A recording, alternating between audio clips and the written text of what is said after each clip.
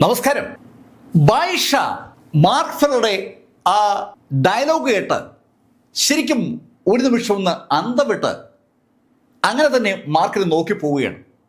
പക്ഷെ അങ്ങനെ നോക്കി ആ നിമിഷത്തിൽ മാർക്കിന്റെ വലത് കൈ ഒന്ന് ഉയർന്നു താണു. ആ കൈ കൃത്യം ആ ബായിഷയുടെ കവിളിൽ തന്നെ പതിച്ചു. ശരിക്കും ഒരു ടപോ എന്നുള്ള ശബ്ദത്തോടുകൂടി ആ കൈ ബായിഷയുടെ മുഖത്ത് വീണതും ബായിഷ ആ ഹാളിൽ ശരിക്കും ആകാശത്തൂടെ മറിഞ്ഞിങ്ങനെ പോവുകയാണ്. ഏകദേശം ഒരു 8-10 അടി ദൂരെ ബായിഷ ചെന്ന് വീഴുമ്പോൾ വല്ലാത്തൊരു അമ്പരപ്പ് ബായിഷയുടെ കൂടെ വന്ന ആളുകൾക്കുണ്ട്. ബായിഷ ഒരു പീക്ക് ലെവൽ മാർക്വിസ് ആണ്. ആ പീക്ക് ലെവൽ മാർക്വിസിനെ ഇതാ ഒരു ചെറുപ്പക്കാരൻ ഒറ്റ അടിക്ക് തെറിപ്പിച്ചിരിക്കുകയാണ്. തെറിച്ച് താഴെ വീണ ബായിഷയുടെ മുഖം ഏതാണ്ട് വികൃതമായിട്ടുണ്ട്. അയാളുടെ ചുണ്ടെല്ലാം പൊട്ടിയിട്ടുണ്ട്.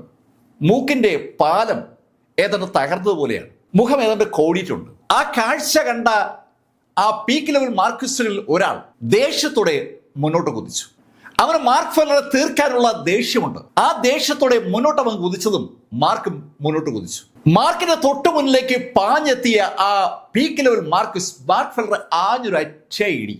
അതേ സമയത്ത് തന്നെ മാർക്കിന്റെ ഇടത് കൈയും ആ ചെറുപ്പക്കാരന് നേരെ പാഞ്ഞിരുന്നു. ആദ്യം പതിച്ചത് മാർക്കിന്റെ കൈയാണെന്ന് മാത്രം. ആ ഹാളിലുണ്ടായിരുന്ന മുഴുവൻ ആളുകളും ഞെട്ടിപ്പോകുന്ന ഒരു സീനാണ് ക്രിയേറ്റ് ചെയ്യപ്പെട്ടത്.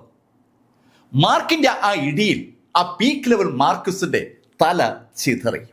ശരിക്കും ആ തല ചിതറുന്ന ആ നിമിഷത്തിനെ മാർക്കിന്റെ വലത് കൈ ആ ചെറുപ്പക്കാരന്റെ വയറ്റിലേക്ക് ഇടിച്ച് കയറ്റുകയും ചെയ്തു. ആ ബോഡിയുടെ തല ചിതറുന്ന അതേ നിമിഷത്തിൽ മാർക്കിന്റെ വലത് കൈ ആ ചെറുപ്പക്കാരന്റെ വയറിനുള്ളിലേക്ക് കയറുകയും തിരിച്ചിറങ്ങപ്പോൾ കയ്യിൽ ഒരു ഗോൾഡൻ കോറുണ്ട്. ചിതറിയ തല കഷ്ണം കഷ്ണമായി ആളുകളുടെ പുറത്തേക്ക് അങ്ങനെ വീഴുന്ന അതേ നിമിഷത്തിൽ ആ ബാക്കിയുള്ള കബന്ധവും താഴേക്ക് വീണു. ശരിക്കും വയറ് കീറിപ്പൊളിഞ്ഞ നിലയിൽ ആ മനുഷ്യൻ താഴേക്ക് വീഴുമ്പോൾ സങ്കല്പിക്കാനാവാത്ത, വിശ്വസിക്കാനാവാത്ത ഒരു കാഴ്ച കണ്ട മുഖഭാവമാണ് ഷൂ കുടുംബത്തിലെ ആ മുഴുവൻ ആളുകൾക്കുള്ളത്. ഷൂ കുടുംബത്തിന്റെ ആ ഓൾഡ് മാസ്റ്ററും യൂജിന്റെ സഹോദരി യാസ്മിയൊക്കെ ശരിക്കും ഞെട്ടിത്തരിച്ച് നിൽക്കുകയാണ്. അതേ അമ്പരപ്പ് താഴെ വീണ് കിടക്കുന്ന ബായിഷയുടെ മുഖത്തുമുണ്ട്. ഈ ഷൂ കുടുംബത്തിൽ ഈ ശൈലിയിൽ ഒരു കിടിലന് യോദ്ധാവ് ഉണ്ടാവുമെന്ന് ബായിഷ സ്വപ്നത്തിൽ പോലും കരുതിയിരുന്നില്ല. അതിൻ്റെതായ ഒരു അമ്പരപ്പാണ് ബായിഷയുടെ മുഖത്തുള്ളത്. ബായിഷ അവിടെ കൂടെ നിൽക്കുന്ന ആളുകളോട് പറഞ്ഞു, അവനെ ഒന്നിച്ചറ്റാക്കി. കേൾക്കേണ്ട താമസം ആ പീക്ക് ലെവൽ മാർക്വിസ്റ്റുകൾ 8 പേരും മാർക്ക് ഫെല്ലർക്ക് നേരെ ഒരൊറ്റ കുതിപ്പ്. മാർക്ക് ഫെല്ലർക്ക് നേരെ ആ 8 സേന ഓടി എത്തുന്നതിന് വേണ്ടി മാർക്ക് കാത്തു നിന്നില്ല. മാർക്ക് മുന്നോട്ട് കുതിക്കുകയാണ്. ശരിക്കും അമ്പരപ്പിക്കുന്ന വേഗതയിൽ മുന്നോട്ട് കുതിച്ച മാർക്ക് തന്റെ മുന്നിൽ കിട്ടിയ ആദ്യത്തെ ചെറുപ്പക്കാരനെ ഒരൊറ്റ ഇടി. മാർക്കിന്റെ ഇടത് കൈ ഇടന്ന് വലത്തേക്ക് ഒന്ന് പായുകയായിരുന്നു. ആ ഇടി ആ ചെറുപ്പക്കാരന്റെ ഇടത് നെഞ്ചിന്റെ ഭാഗത്തെ കൊണ്ട് വലത് ഭാഗത്തേക്ക് ഒന്ന് കടന്നു പോകുന്ന ശൈലിയിൽ ഒരു ആർക്കിന്റെ രീതിയിലാണ് ആ ഇടി അനുഭവപ്പെട്ടത്. പക്ഷെ ആർക്കിന്റെ രീതിയിൽ ആ ഇടി അനുഭവപ്പെട്ടപ്പോൾ അവിശ്വസനീയമായ ഒരു ആംഗിളിൽ അവന്റെ ആ ബോഡി അങ്ങ് വളഞ്ഞു. അവന്റെ നെഞ്ചിന്റെ ഭാഗത്തുള്ള സകല ഇന്റേണൽ ഓർഗൻസും മാർക്ക് ഫെല്ലറുടെ ശക്തമായ ഇടിയിൽ പൊട്ടിച്ചിതറിയിരിക്കുകയാണ്. അവന്റെ വാരിയലുകൾ തകർന്ന് അകത്തുള്ള ഓർഗൻസ് ഒക്കെ കുടുകൂടാ താഴേക്ക് വീഴുന്ന അമ്പരപ്പിക്കുന്ന ഒരു കാഴ്ച ഇടത് ഭാഗത്ത് ഉണ്ടാകുമ്പോൾ മാർക്കിനെ വലതു ഭാഗത്തോട് വന്ന ആള് ശരിക്കും ആഞ്ഞൊന്ന് ഇടിച്ചിരുന്നു. മാർക്ക് ഇടത് കൈ കൊണ്ട് മുൻവശത്തേക്കുന്ന ആളെ ഇടിച്ചപ്പോഴേക്കാണ് വലതു ഭാഗത്തുള്ള ആള് മാർക്കിനെ ഇടിച്ചത്. അതിന്റെ ഫലമായി ആ ഇടി മാർക്കിന്റെ പുറത്ത് കൊണ്ടില്ല. മാർക്കിന്റെ പുറത്ത് കൈ കൊള്ളാതിരുന്നതും ആ പീക്ക് ലെവൽ മാർക്വിസ്റ്റുകാരൻ മാർക്കിനെ ഒരു സ്റ്റെപ്പ് അങ്ങ് കടന്നു. മാർക്കിനെ കടന്ന് അയാൾ ഒരു സ്റ്റെപ്പ് പോയതാണ്. പക്ഷെ മാർക്ക് തിരിഞ്ഞു പോലും നോക്കാതെ അയാളുടെ ഷർട്ട് പിടിച്ച് വലിച്ച് മുന്നോട്ടെടുത്തിട്ട് വലത് കാൽമുട്ടിൽ വെച്ചൊരു ഒറ്റ ഇടി. വലത് കാൽമുട്ടിൽ വെച്ച് അയാൾ ആഞ്ഞിടിച്ചതും അയാളുടെ ബോഡി 2 ഓടിഞ്ഞു. ആ നിമിഷത്തിൽ മാർക്കിന് തൊട്ടു മുന്നിലെത്തിയ ആളുടെ നാഭി ലക്ഷ്യമാക്കിയിട്ട് മാർക്ക് ഫെല്ലർ വലത് കാലുയർത്തിയ ആഞ്ഞൊരൊറ്റ ചവിട്ട്. ഈ നിമിഷത്തിൽ ബാക്കിയുള്ള ആളുകളും മാർക്കിന്റെ അടുത്ത് എത്തിയിരുന്നു. അടുത്ത ഏതാനും സെക്കൻഡുകൾ കഴിയുമ്പോൾ നമ്മൾ കാണുന്നത് ആ 8 പീക്ക് ലെവൽ മാർക്വിസ്റ്റുകളും തലങ്ങും വിലങ്ങുമായി കിടക്കുന്നതാണ്. മാർക്ക് സമയം കളയാതെ അവരുടെ എല്ലാം ഗോൾഡൻ കോറും അവിടെ വയറ് വലിച്ചു തുറന്ന് വലിച്ചെടുത്തു. തല ചിതറി, നെഞ്ച് തകർന്ന്, വയറ് പിളർന്ന്, കൈകാലുകൾ ഒടിഞ്ഞ് അങ്ങനെയൊക്കെയാണ് അവിടെ ആ ഡെഡ് ബോഡിയിൽ കിടക്കുന്നത്. ഈ സമയത്ത് ആ ഹാളിൽ പൂർണ്ണ നിശബ്ദതയാണ്. ഷൂ കുടുംബത്തിലെ ആളുകൾക്ക് അങ്ങോട്ട് വിശ്വസിക്കാൻ പറ്റാത്ത ഒരു കാഴ്ചയാണ് അവർ കണ്ടത്. Mark Feller Marshall saint capacity activate ചെയ്തിട്ടില്ല എന്ന് ഷൂ കുടുംബത്തിലെ ആ ഓൾഡ് മാസ്റ്റർക്കും യൂജിനും യാസ്മിക്കും ഒക്കെ അറിയാം. മാർക്കിന്റെ ആ ഉണ്ടായിരുന്ന കപ്പാസിറ്റിയിലാണ് ഈ പർപ്പിൾ ഫ്ലെയിം സെക്ഷനിലെ ആളുകളെ നേരിട്ടിരിക്കുന്നത്. ആ യാഥാർത്ഥ്യം അവർക്ക് അറിയാം. മാർക്ക് അവരുടെ സങ്കല്പങ്ങൾക്കും അപ്പുറത്തുള്ള ഒരു കഥാപാത്രമാണ്. ശരിക്കും ഈ സമയത്ത് വിറയ്ക്കുന്നത് ഷൂ കുടുംബത്തിൽ മാർക്കിനോട് ഒന്ന് മത്സരിച്ച് നോക്കിയ ആ പീക്ക് ലെവൽ മാർക്കിസ് സാഹോയാണ്. സാഹോ തന്റെ ബുദ്ധിയെക്കുറിച്ച് ആലോചിച്ച് ഇപ്പോൾ സന്തോഷിക്കുകയാണ്. മാർക്ക് ഫെല്ലറോട് അയാൾ ഫൈറ്റ് ചെയ്യാൻ തീരുമാനിച്ചിരുന്നുവെങ്കിൽ അയാൾക്ക് എന്ത് സംഭവിക്കുമെന്നുള്ളതിന്റെ വ്യക്തമായ ലക്ഷണമാണ് ആ ഹാളിൽ ഇപ്പോൾ കണ്ടത്. 9 പീക്ക് ലെവൽ മാർക്കിസുകളെ അവസാനിപ്പിക്കാൻ മാർക്കിന് വേണ്ടി വന്നത് 3 മിനിറ്റാണ്. ആ ഹാളിലുള്ള മുഴുവൻ ആളുകളും ആ ഹാളിനകത്തുള്ള ആ രംഗങ്ങളിലേക്ക് അമ്പരപ്പോടെ നോക്കി നിൽക്കുമ്പോൾ മാർക്ക് ഫെല്ലർ തറയിൽ വീണ് കിടക്കുന്ന ബായിഷയുടെ അടുത്തെത്തി. ബായിഷ ഈ സമയത്ത് ഒരു പരുവത്തിൽ എണീറ്റ് കഴിഞ്ഞിരുന്നു. ബായിഷയുടെ മുന്നിലേക്ക് മാർക്ക് ഫെല്ലർ എത്തിയതും ബായിഷ മുട്ടടിച്ച് മാർക്ക് ഫെല്ലറുടെ മുന്നിലേക്ക് വീണു. പ്ലീസ് എന്നെ കൊല്ലരുത്. ഏയ്, നിന്നെ ഞാൻ കൊല്ലുന്നില്ല. നീ എന്നെ നിന്റെ സെക്ഷനിലേക്ക് കൊണ്ടുപോകണം. പർപ്പിൾ ഫ്ലെയിം സെക്ഷനിലേക്ക് മാർക്ക് ഫെല്ലറെ കൊണ്ടുപോകണമെന്ന് മാർക്ക് പറഞ്ഞപ്പോൾ ശരിക്കും ഒരു ആശ്വാസം ആ ബായിഷയ്ക്ക് അനുഭവപ്പെടുകയാണ്. ഇതാ സിംഹത്തിന്റെ മടയിലേക്ക് ആ ചെറുപ്പക്കാരൻ വരാമെന്ന് സമ്മതിച്ചിരിക്കുകയാണ്. പർപ്പിൾ ഫ്ലെയിം സെക്ഷൻ ശരിക്കും ഒരു കോട്ടയാണ്. ആ കോട്ടയ്ക്കുള്ളിലേക്ക് മാർക്ക് എത്തിയാൽ മാർക്കിനെ അവസാനിപ്പിക്കാൻ ഒരു ബുദ്ധിമുട്ടും ഇല്ല എന്ന് ആ സെക്കൻഡിൽ തന്നെ ബായിഷയ്ക്ക് ഉറപ്പായി. ബായിഷ സന്തോഷത്തിലൂടെ മാർക്ക് ഫെല്ലറോട് പറഞ്ഞു, ഉറപ്പായും കൊണ്ടുപോവാം. ബായിഷ അങ്ങനെ പറഞ്ഞതും യൂജിൻ മാർക്കിനോട് പറഞ്ഞു, മാർക്ക് പ്ലീസ് ശ്രദ്ധിക്കണം, അവര് അതിശക്തരാണ്. അവിടേക്ക് പോകുന്നത് ഒന്ന് ആലോചിച്ച് വേണം. നമ്മുടെ മുഴുവൻ ആളുകളെയും മാർക്ക് വേണമെങ്കിൽ കൂട്ടിക്കോ. യൂജിൻ, അതൊന്നും വേണ്ട, ഞാൻ അവരൊന്ന് കാണട്ടെ. അങ്ങനെ പറഞ്ഞിട്ട് മാർക്ക് ഫെല്ലർ ബായിഷയെ തൂക്കിയെടുത്ത് ഒരു കാറിന്റെ ഡ്രൈവിംഗ് സീറ്റിലേക്ക് ഇട്ടു. മാർക്ക് അയാൾക്കൊപ്പം മുന്നിലേക്ക് കയറി. വണ്ടി എടുക്കുക. ബായിഷ വണ്ടി സ്റ്റാർട്ട് ചെയ്തു. ബായിഷയും മാർക്ക് ഫെല്ലറും ആ വസതിയിൽ നിന്ന് അങ്ങനെ പാഞ്ഞു പോകുമ്പോൾ ഒരു മഴ തോർന്ന അവസ്ഥയാണ് ഷൂ കുടുംബത്തിലുള്ളത്. തങ്ങളുടെ മുന്നിൽ കണ്ട കാഴ്ച സ്വപ്നമാണോ യാഥാർത്ഥ്യമാണോ എന്നുള്ള കാര്യത്തിൽ പലർക്കും ഇപ്പോഴും ഒരു ബോധ്യവും വന്നിട്ടില്ല. മാർക്ക് ഫെല്ലറുടെ ആ ചെയ്തികൾ ശരിക്കും വിശ്വസിക്കാൻ പറ്റാത്തത്ര സ്പീഡിലാണ് സംഭവിച്ചത്. യൂജിൻ യാൻസിയോട് പറഞ്ഞു, യാൻസി, മാർക്ക് നമുക്ക് പ്രശ്നമാവോ? യൂജിൻ, അങ്ങനെ അത് സംഭവിക്കില്ല. മാർക്ക് ഫെല്ലർ എൻ്റെ ഏറ്റവും അടുത്ത കൂട്ടുകാരി, പൗലി മാസ്റ്റർ സുഹൃത്താണ്. പൗലി മാസ്റ്റർ എനിക്ക് ദോഷം വരുന്ന ഒന്നും ചെയ്യില്ല. ഒട്ടകത്തിന് കൂടാരത്തിനകത്ത് സ്ഥലം കൊടുത്തതുപോലെ ആകുമോ മാർക്കിന് അവസരം കൊടുത്തെന്നുള്ള ചോദ്യമാണ് യഥാർത്ഥ യൂജിൻ ചോദിക്കുന്നത്. യൂജിന്റെ മനസ്സിലുള്ള സംശയം സ്വാഭാവികമായിട്ടും അവിടെ നിൽക്കുന്ന പലർക്കും ഉണ്ട്. ഓൾഡ് മാസ്റ്റർ യൂജിനോട് പറഞ്ഞു, യൂജിൻ, എനിക്ക് അങ്ങനെ തോന്നുന്നില്ല, മാർക്ക് നമ്മളെ ചതിക്കില്ല. ഓൾഡ് മാസ്റ്റർ അയാളുടെ മകനോട് അങ്ങനെ പറയുമ്പോഴേക്കും മാർക്കിനെയും കൊണ്ട് ബായിഷയുടെ ആ വാഹനം പർപ്പിൾ ഫ്ലെയിം സെക്ഷനിലേക്ക് മൂവ് ചെയ്തുകൊണ്ടിരിക്കുകയാണ്. ഒരു ടൗണിലൂടെയാണ് ഇപ്പോൾ അവർ യാത്ര ചെയ്യുന്നത്. ടൗണിലൂടെ അങ്ങനെ യാത്ര ചെയ്ത് പോകുമ്പോൾ അനവധി വാഹനങ്ങൾ റോഡിലൂടെ പോകുന്നുണ്ട്. ആ യാത്ര കുറച്ച് കഴിഞ്ഞപ്പോൾ വിജനമായ ഒരു റോഡിലേക്ക് കടന്നു. ആ വിജനമായ റോഡിലൂടെ ഒത്തിരി ദൂരം യാത്ര ചെയ്ത് മാർക്ക് ഫെല്ലറും ബായിഷയും എത്തിച്ചേർന്നത് വിശാലമായ ഒരു റോഡിലേക്കാണ്. ആ റോഡിലൂടെ ഏകദേശം ഒരു അരമണിക്കൂർ യാത്ര ചെയ്തപ്പോൾ മാർക്ക് ഫെല്ലറും ബായിഷയും വന്ന കാറ് ഒരു ഗേറ്റിന് മുന്നിൽ നിന്നു. കാറിൽ നിന്ന് ഇറങ്ങുമ്പോൾ തന്നെ മാർക്ക് ആ പരിസരം ഒന്ന് വീക്ഷിച്ചു. ശരിക്കും വലിയ മതിലുകൊണ്ട് കെട്ടപ്പെട്ടിരിക്കുന്ന ഒരു കോട്ട തന്നെയാണ് ഈ പർപ്പിൾ ഫ്ലെയിം സെക്ഷന്റെ ആസ്ഥാനം. റോഡിൽ നിന്ന് ലേശം മാറി ഒരു മലയോട് അടുപ്പിച്ചിട്ടാണ് ആ കോട്ട കെട്ടി ഉയർത്തിയിരിക്കുന്നത്.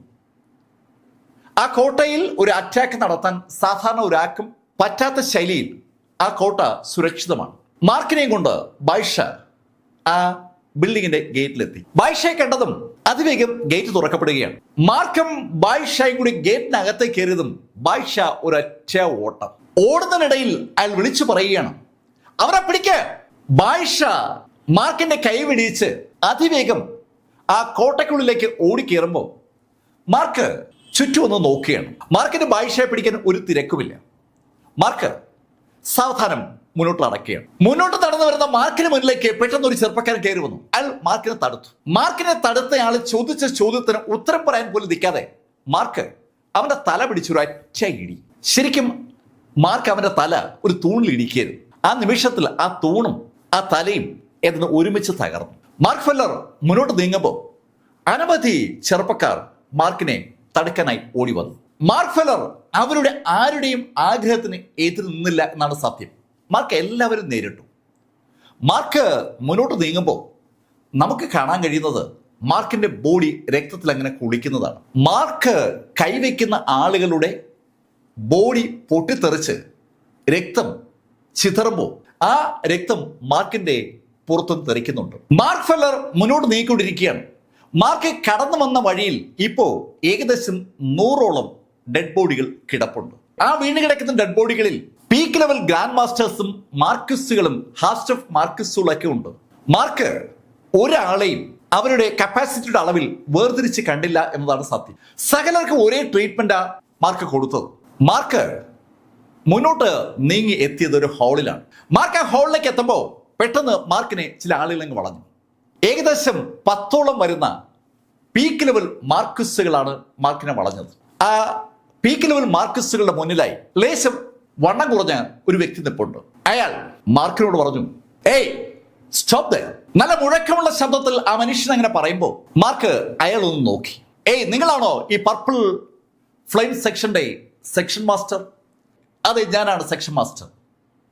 അയാൾ അങ്ങനെ പറഞ്ഞിട്ട് മാർക്ക് ഫെല്ലറെ ഒന്ന് സൂക്ഷിച്ചു നോക്കുകയാണ്. ഏയ് ചെറുപ്പക്കാരാ, നിനക്ക് ശരിക്കും ഈ പർപ്പിൾ ഫ്ലെയിമിനെ കുറിച്ച് ഒന്നും അറിയില്ല എന്ന് നിന്റെ ഈ വേഷം വിളിച്ചു പറയുകയാണ്. മാർക്കിന്റെ ബോഡിയിലൂടെ ശരിക്കും രക്തം ഇങ്ങനെ ഒലിച്ചിറങ്ങുന്നുണ്ട്. മാർക്ക് പർപ്പിൾ ഫ്ലെയിം സെക്ഷൻ അകത്ത് കയറി ഒരു നരനായാട്ട് നടത്തിയിരിക്കുകയാണെന്ന് ആ കാഴ്ച വിളിച്ചു പറയുന്നുണ്ട്. ഈ സമയത്താണ് ബായിഷ അകത്തേക്ക് ഓടി വന്നത്. അവൻ സെക്ഷൻ മാസ്റ്ററോട് പറഞ്ഞു, സെക്ഷൻ മാസ്റ്റർ, ഇവൻ എന്റെ കൂടെയുള്ള മുഴുവൻ ആളുകളെ കൊന്നു. സെക്ഷൻ മാസ്റ്റർ, ഇവനെ വെറുതെ വിടരുത്. അത് കേട്ടതും സെക്ഷൻ മാസ്റ്റർ അയാളുടെ കൂടെയുള്ള ആ പീക്ക് ലെവൽ മാർക്കിസ്റ്റുകളൊന്ന് നോക്കി. ആ നോട്ടത്തിന്റെ അർത്ഥം അവർക്ക് മനസ്സിലായി. അവർ ഒന്നിച്ച് ഒരു ഒറ്റ കുതിപ്പ് മാർക്ക് ഫെല്ലറെ ശരിക്കും ഒരു വൃത്തത്തിനുള്ളിൽ പെടുത്തി അറ്റാക്ക് ചെയ്യാനാണ് അവരുടെ ടാർഗറ്റ്. ഒന്നിച്ച് മുന്നോട്ട് കുതിക്കുന്നിടയിൽ അവരുടെയൊക്കെ കയ്യിൽ അവരുടെ ഇന്റേണൽ എനർജി ഫ്ലെയിമുകളായി രൂപം കൊണ്ടിട്ടുണ്ട്. ശരിക്കും ശക്തമായ പ്രകാശം കൂടി അവർ ഉപയോഗിക്കുകയാണ്.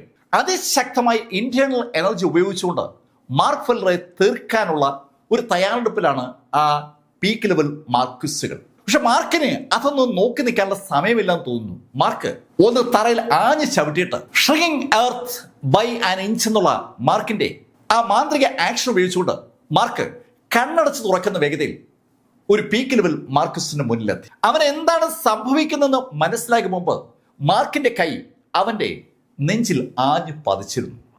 ഒരു കൂടം കൊണ്ടുള്ള ഇടിയുടെ ശബ്ദം അത് മാത്രമാണ് മറ്റുള്ളവർ കേട്ടത്. ആ നിമിഷത്തിൽ അവന്റെ നെഞ്ച് തകർന്ന് ഉള്ളിലേക്ക് ഇങ്ങനെ ഒരു വലിയ ഗുഹ പോലെ ആയിരിക്കുകയാണ്. ശരിക്കും അവന്റെ ബോഡി നെഞ്ചിന്റെ താഴ്ഭാഗത്ത് നിന്ന് അടർന്ന് താഴേക്ക് പോയിരിക്കുകയാണ്. ആ ഭാഗത്തുണ്ടായിരുന്ന എല്ലുകളൊക്കെ ചിതറിയ ശബ്ദമാണ് ആളുകൾ കേട്ടത്. ആ ബോഡി രണ്ടായി ഒടിഞ്ഞ് താഴേക്ക് അങ്ങനെ വീഴുമ്പോൾ ഈ കാഴ്ച വല്ലാതെ ഞെട്ടലോടെ കണ്ട തൊട്ടടുത്ത് നിൽക്കുകയായിരുന്ന പീക്ക് ലെവൽ മാർക്കിസ് അവന്റെ പുറത്ത് ഒരു കൈ വീണത് പോലും അറിഞ്ഞില്ല.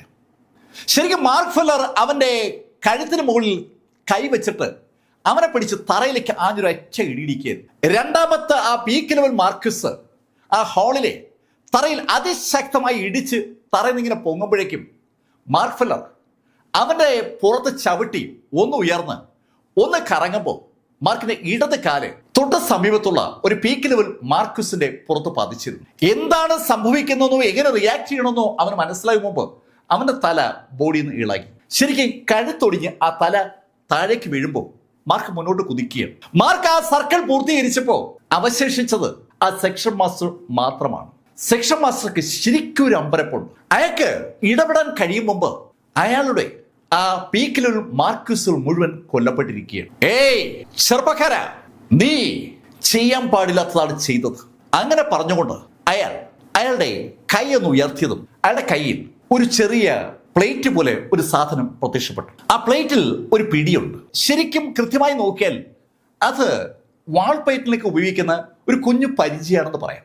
ആ പരിച അയാള് മുന്നിലെടുത്ത് പിടിച്ചതും അത് ശക്തമായി പ്രകാശിച്ചു തുടങ്ങി. ഏയ്, നീ എത്ര ശക്തനാണെങ്കിലും ഒരു മാർഷൽ സെയിന്റ് വെപ്പണ് മുന്നിൽ നിനക്ക് പിടിച്ചു നിൽക്കാൻ പറ്റില്ല എന്ന യാഥാർത്ഥ്യം നീ ഇതാ തിരിച്ചറിയാൻ പോവുകയാണ്. അയാൾ അത് പറയുമ്പോൾ മാർക്കിന് ആ കാര്യം ബോധ്യമായി.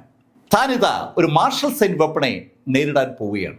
മാർഷൽ സെന്റ് വെപ്പൺ കയ്യിലെടുത്ത ആ സെക്ഷൻ മാസ്റ്റർ ആ പരിചയ പോലുള്ള ആ സെയിന്റ് വെപ്പണുമായി മാർക്ക് ഫെല്ലർക്ക് നേരെ കുതിക്കുകയായിരുന്നു. മാർക്ക് ഫെല്ലർ അടുത്തേക്ക് അതിശക്തമായി കുതിച്ചെത്തിയ ആ മനുഷ്യൻ ആ സെയിന്റ് വെപ്പൺ കൊണ്ട് മാർക്കിനെ ആഞ്ഞൊരക്ഷയിടി.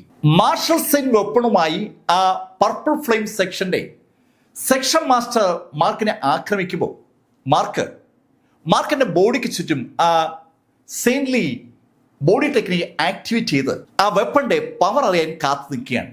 മാർക്കിന്റെ മാർഷൽ സെയിന്റ് കപ്പാസിറ്റി ആക്ടിവേറ്റ് ചെയ്യാതെ ആ സെയിൻലി ബോഡി ടെക്നിക്ക് മാത്രം ഉപയോഗിച്ചുകൊണ്ട് ആ സെയിൻലി വെപ്പണെ നേരിടാനുള്ള ഒരു തയ്യാറെടുപ്പിലായിരുന്നു മാർക്കിന് അതിശക്തമായി ആ പരിചയം കൊണ്ട് ആ സെക്ഷൻ മാസ്റ്റർ ഇടിച്ചതും ആ പരിചയക്കൊപ്പമുള്ള പ്രകാശം മാർക്കിന്റെ സെയിൻലി ബോഡി ടെക്നിക്കിൽ വന്നിടിച്ചു. ശക്തമായ ഒരു സ്ഫോടനം ആ മുറിയിലുണ്ടായി. രണ്ട് പ്രകാശങ്ങൾ തമ്മിലുള്ള ഒരു കൂട്ടിമുട്ടൽ. ആ കൂട്ടിമുട്ടൽ ശരിക്കും ശബ്ദം ഉണ്ടാക്കി, പ്രകാശ തരംഗങ്ങൾ ഉണ്ടാക്കി. ഒരു വല്ലാത്തൊരു പ്രകാശ പ്രളയം തന്നെ അവിടെ ഉണ്ടായെന്ന് പറയാം. ആ പ്രകാശ പ്രളയം ഒന്ന് കെട്ടടങ്ങുമ്പോൾ അമ്പരപ്പിക്കുന്ന ഒരു ചോദ്യമാണ് ആ purple flame section master Mark ഫെല്ലറോട് ചോദിച്ചത്. നീ ചത്തില്ലേ? അങ്ങനെ ചോദിക്കാൻ അയാൾക്കൊരു കാരണമുണ്ട്. മാർക്ക് ഫെല്ലർ നിന്ന സ്ഥലത്ത് തന്നെ നിൽക്കുകയാണ്. ആ സെയിൻലി ബോഡിയെ തകർക്കാൻ ആ മാർഷൽ സെയിന്റ് വെപ്പണ് കഴിഞ്ഞിട്ടില്ല. മാർഷൽ സെയിന്റ് വെപ്പണിന്റെ കഴിവിന്റെ ഒരു ചെറിയ ശതമാനം മാത്രം ആക്ടിവേറ്റ് ചെയ്ത് ആ സെക്ഷൻ മാസ്റ്റർ മാർക്കിനെ ആക്രമിച്ചതാണ്. സെക്ഷൻ മാസ്റ്റർ മാർക്കിനോട് പറഞ്ഞു, ഏയ് ചെറുപ്പക്കാര, നീ ശക്തനാണ്, പക്ഷേ ഒരു തവണ നിനക്ക് എന്റെ സെയിൻലി വെപ്പണെ തടുക്കാൻ പറ്റുന്ന വെച്ച് എപ്പോഴും അത് പറ്റില്ല. അങ്ങനെ പറഞ്ഞുകൊണ്ട് അയാൾ കണ്ണടച്ച് എന്തോ മന്ത്ര ചൊല്ലി തുടങ്ങി. ആ നിമിഷത്തിൽ അയാളുടെ കയ്യിലെ ആ പരിചയുടെ രൂപവും ഭാവവും ഒക്കെ മാറുകയാണ്. ശരിക്കും ആ പരിചയ്ക്ക് ചുറ്റുമുള്ള പ്രകാശവലയത്തിന്റെ ശക്തി അങ്ങ് കൂടി. ശരിക്കും ഒരു സൂര്യൻ ഇപ്പോൾ അയാളുടെ കയ്യിൽ നിൽക്കുകയാണെന്ന് പറയാം. ആ കാഴ്ച കണ്ടതും മാർക്കിന്റെ മാർഷൽ സെയിന്റ് കപ്പാസിറ്റി ആക്ടിവേറ്റ് ചെയ്തു. മാർഷൽ സെയിന്റ് കപ്പാസിറ്റി ആക്ടിവേറ്റ് ചെയ്താൽ പിന്നെ ഒരു മാസത്തേക്ക് ആ സെയിന്റ് കപ്പാസിറ്റിയിൽ മാർക്കിന് തുടരാൻ പറ്റും. Mark Feller Marshall saint capacity activate ചെയ്ത ആ നിമിഷത്തിൽ മാർക്കിന്റെ ബോഡിക്ക് ചുറ്റും ശക്തമായ ഒരു പ്രഷർ അനുഭവപ്പെടുകയാണ്. ഇന്റേണൽ എനർജി വൻതോതിൽ മാർക്കിൽ നിന്ന് പുറത്തേക്ക് വരുന്ന കണ്ടതും ബായിഷ ഉറക്കെ സെക്ഷൻ മാസ്റ്ററോട് പറഞ്ഞു, സെക്ഷൻ മാസ്റ്റർ, അവൻ ആ ഷൂ കുടുംബത്തിന്റെ മാർഷൽ സെയിന്റ് പവർ നേടിയിരിക്കുകയാണ്. അത് കേട്ടതും സെക്ഷൻ മാസ്റ്റർ ബായിഷയോട് പറഞ്ഞു, ഹേയ്, അത് വെറും പവറാണ്, ഇത് മാർഷൽ സെയിന്റ് വെപ്പണാണ്. ഈ വെപ്പണ് മുന്നിൽ അവൻ കടം കൊണ്ട പവർ ഒന്നുമേ അല്ല. അങ്ങനെ പറഞ്ഞുകൊണ്ട് അയാൾ ആ പരിചയമായി മാർക്കിന്റെ നേരെ ഒന്ന് കുതിച്ചു. ഇപ്പോ അയാളുടെ വേഗതയും വർദ്ധിച്ചിരിക്കുകയാണ്. കണ്ണടച്ച് തുറക്കും മുമ്പ് അയാൾ മാർക്കിന് മുന്നിൽ എത്തിക്കഴിഞ്ഞു. അയാള് ഒരു മാർഷൽ സെയിന്റ് വെപ്പൺ കയ്യിൽ വെച്ചിരിക്കുന്നതിന്റെ സകല അഹങ്കാരവും അയാളുടെ ആ മൂവ്മെന്റിനകത്ത് ദൃശ്യമാണ്. മാർക്കിനടുത്തേക്ക് പാഞ്ഞെത്തിയ ആ സെക്ഷൻ മാസ്റ്റർ ആ പരിചയം കൊണ്ട് മാർക്കിനെ ആഞ്ഞിടിക്കുമ്പോൾ മാർക്കിന്റെ വലത് കൈ കൊണ്ട് തിരിച്ചും ഒന്ന് പഞ്ച് ചെയ്തു. മാർഷൽ സെയിന്റ് പവർ നേടിയതിനു ശേഷമുള്ള മാർക്കിന്റെ ആ പവർ ഉപയോഗിച്ചുള്ള ആദ്യത്തെ പഞ്ച്, ആ പഞ്ച് കൃത്യമായി ഒരു മാർഷൽ സെയിന്റ് വെപ്പണിലേക്കാണ്. മാർക്ക് ഫെല്ലറുടെ അതിശക്തമായ ആ പഞ്ചും ആ മാർഷൽ സെയിന്റ് വെപ്പൺ കൊണ്ടുള്ള തിരിച്ചുള്ള പഞ്ചും ഒരേ നിമിഷം കൂട്ടിമുട്ടുകയാണ്. മാർക്കിന്റെ കൈ ആ പരിചയിൽ ഇടിച്ച ആ നിമിഷത്തിൽ ശരിക്കും ഉറക്കൊരു ശബ്ദമുണ്ടായി. ചെവി അടച്ചു പോകുന്ന ശൈലിയുള്ള ശബ്ദത്തോടൊപ്പം ആ ഹാളിൽ പ്രകാശ തരംഗങ്ങളുടെ ഒരു വിസ്ഫോടനം തന്നെ ഉണ്ടാവുകയും ചെയ്തു. അടുത്ത നിമിഷം ബായിഷ കാണുന്നത് അയാളുടെ സെക്ഷൻ മാസ്റ്റർ ഏകദേശം ഒരു 20 അടി പുറകോട്ട് തെറിച്ചു പോകുന്നതാണ്. ആ സെക്ഷൻ മാസ്റ്റർ കൈവശമുണ്ടായിരുന്ന ആ മാർഷൽ സെയിന്റ് വെപ്പൺ, ആ പരിച കഷ്ണം കഷ്ണമായി ചിതറിക്കിടക്കുകയാണ്. ഒരു മാർഷൽ സെയിന്റ് വെപ്പണെ ഒറ്റ ഇടിക്ക് തകർക്കാൻ ഇതാ മാർക്ക് ഫെല്ലർക്ക് കഴിഞ്ഞിരിക്കുന്നു. ബായിഷ ശരിക്കും വിറച്ചു തുടങ്ങി. അതേ വിറയൽ ആ സെക്ഷൻ മാസ്റ്റർക്കുണ്ട്.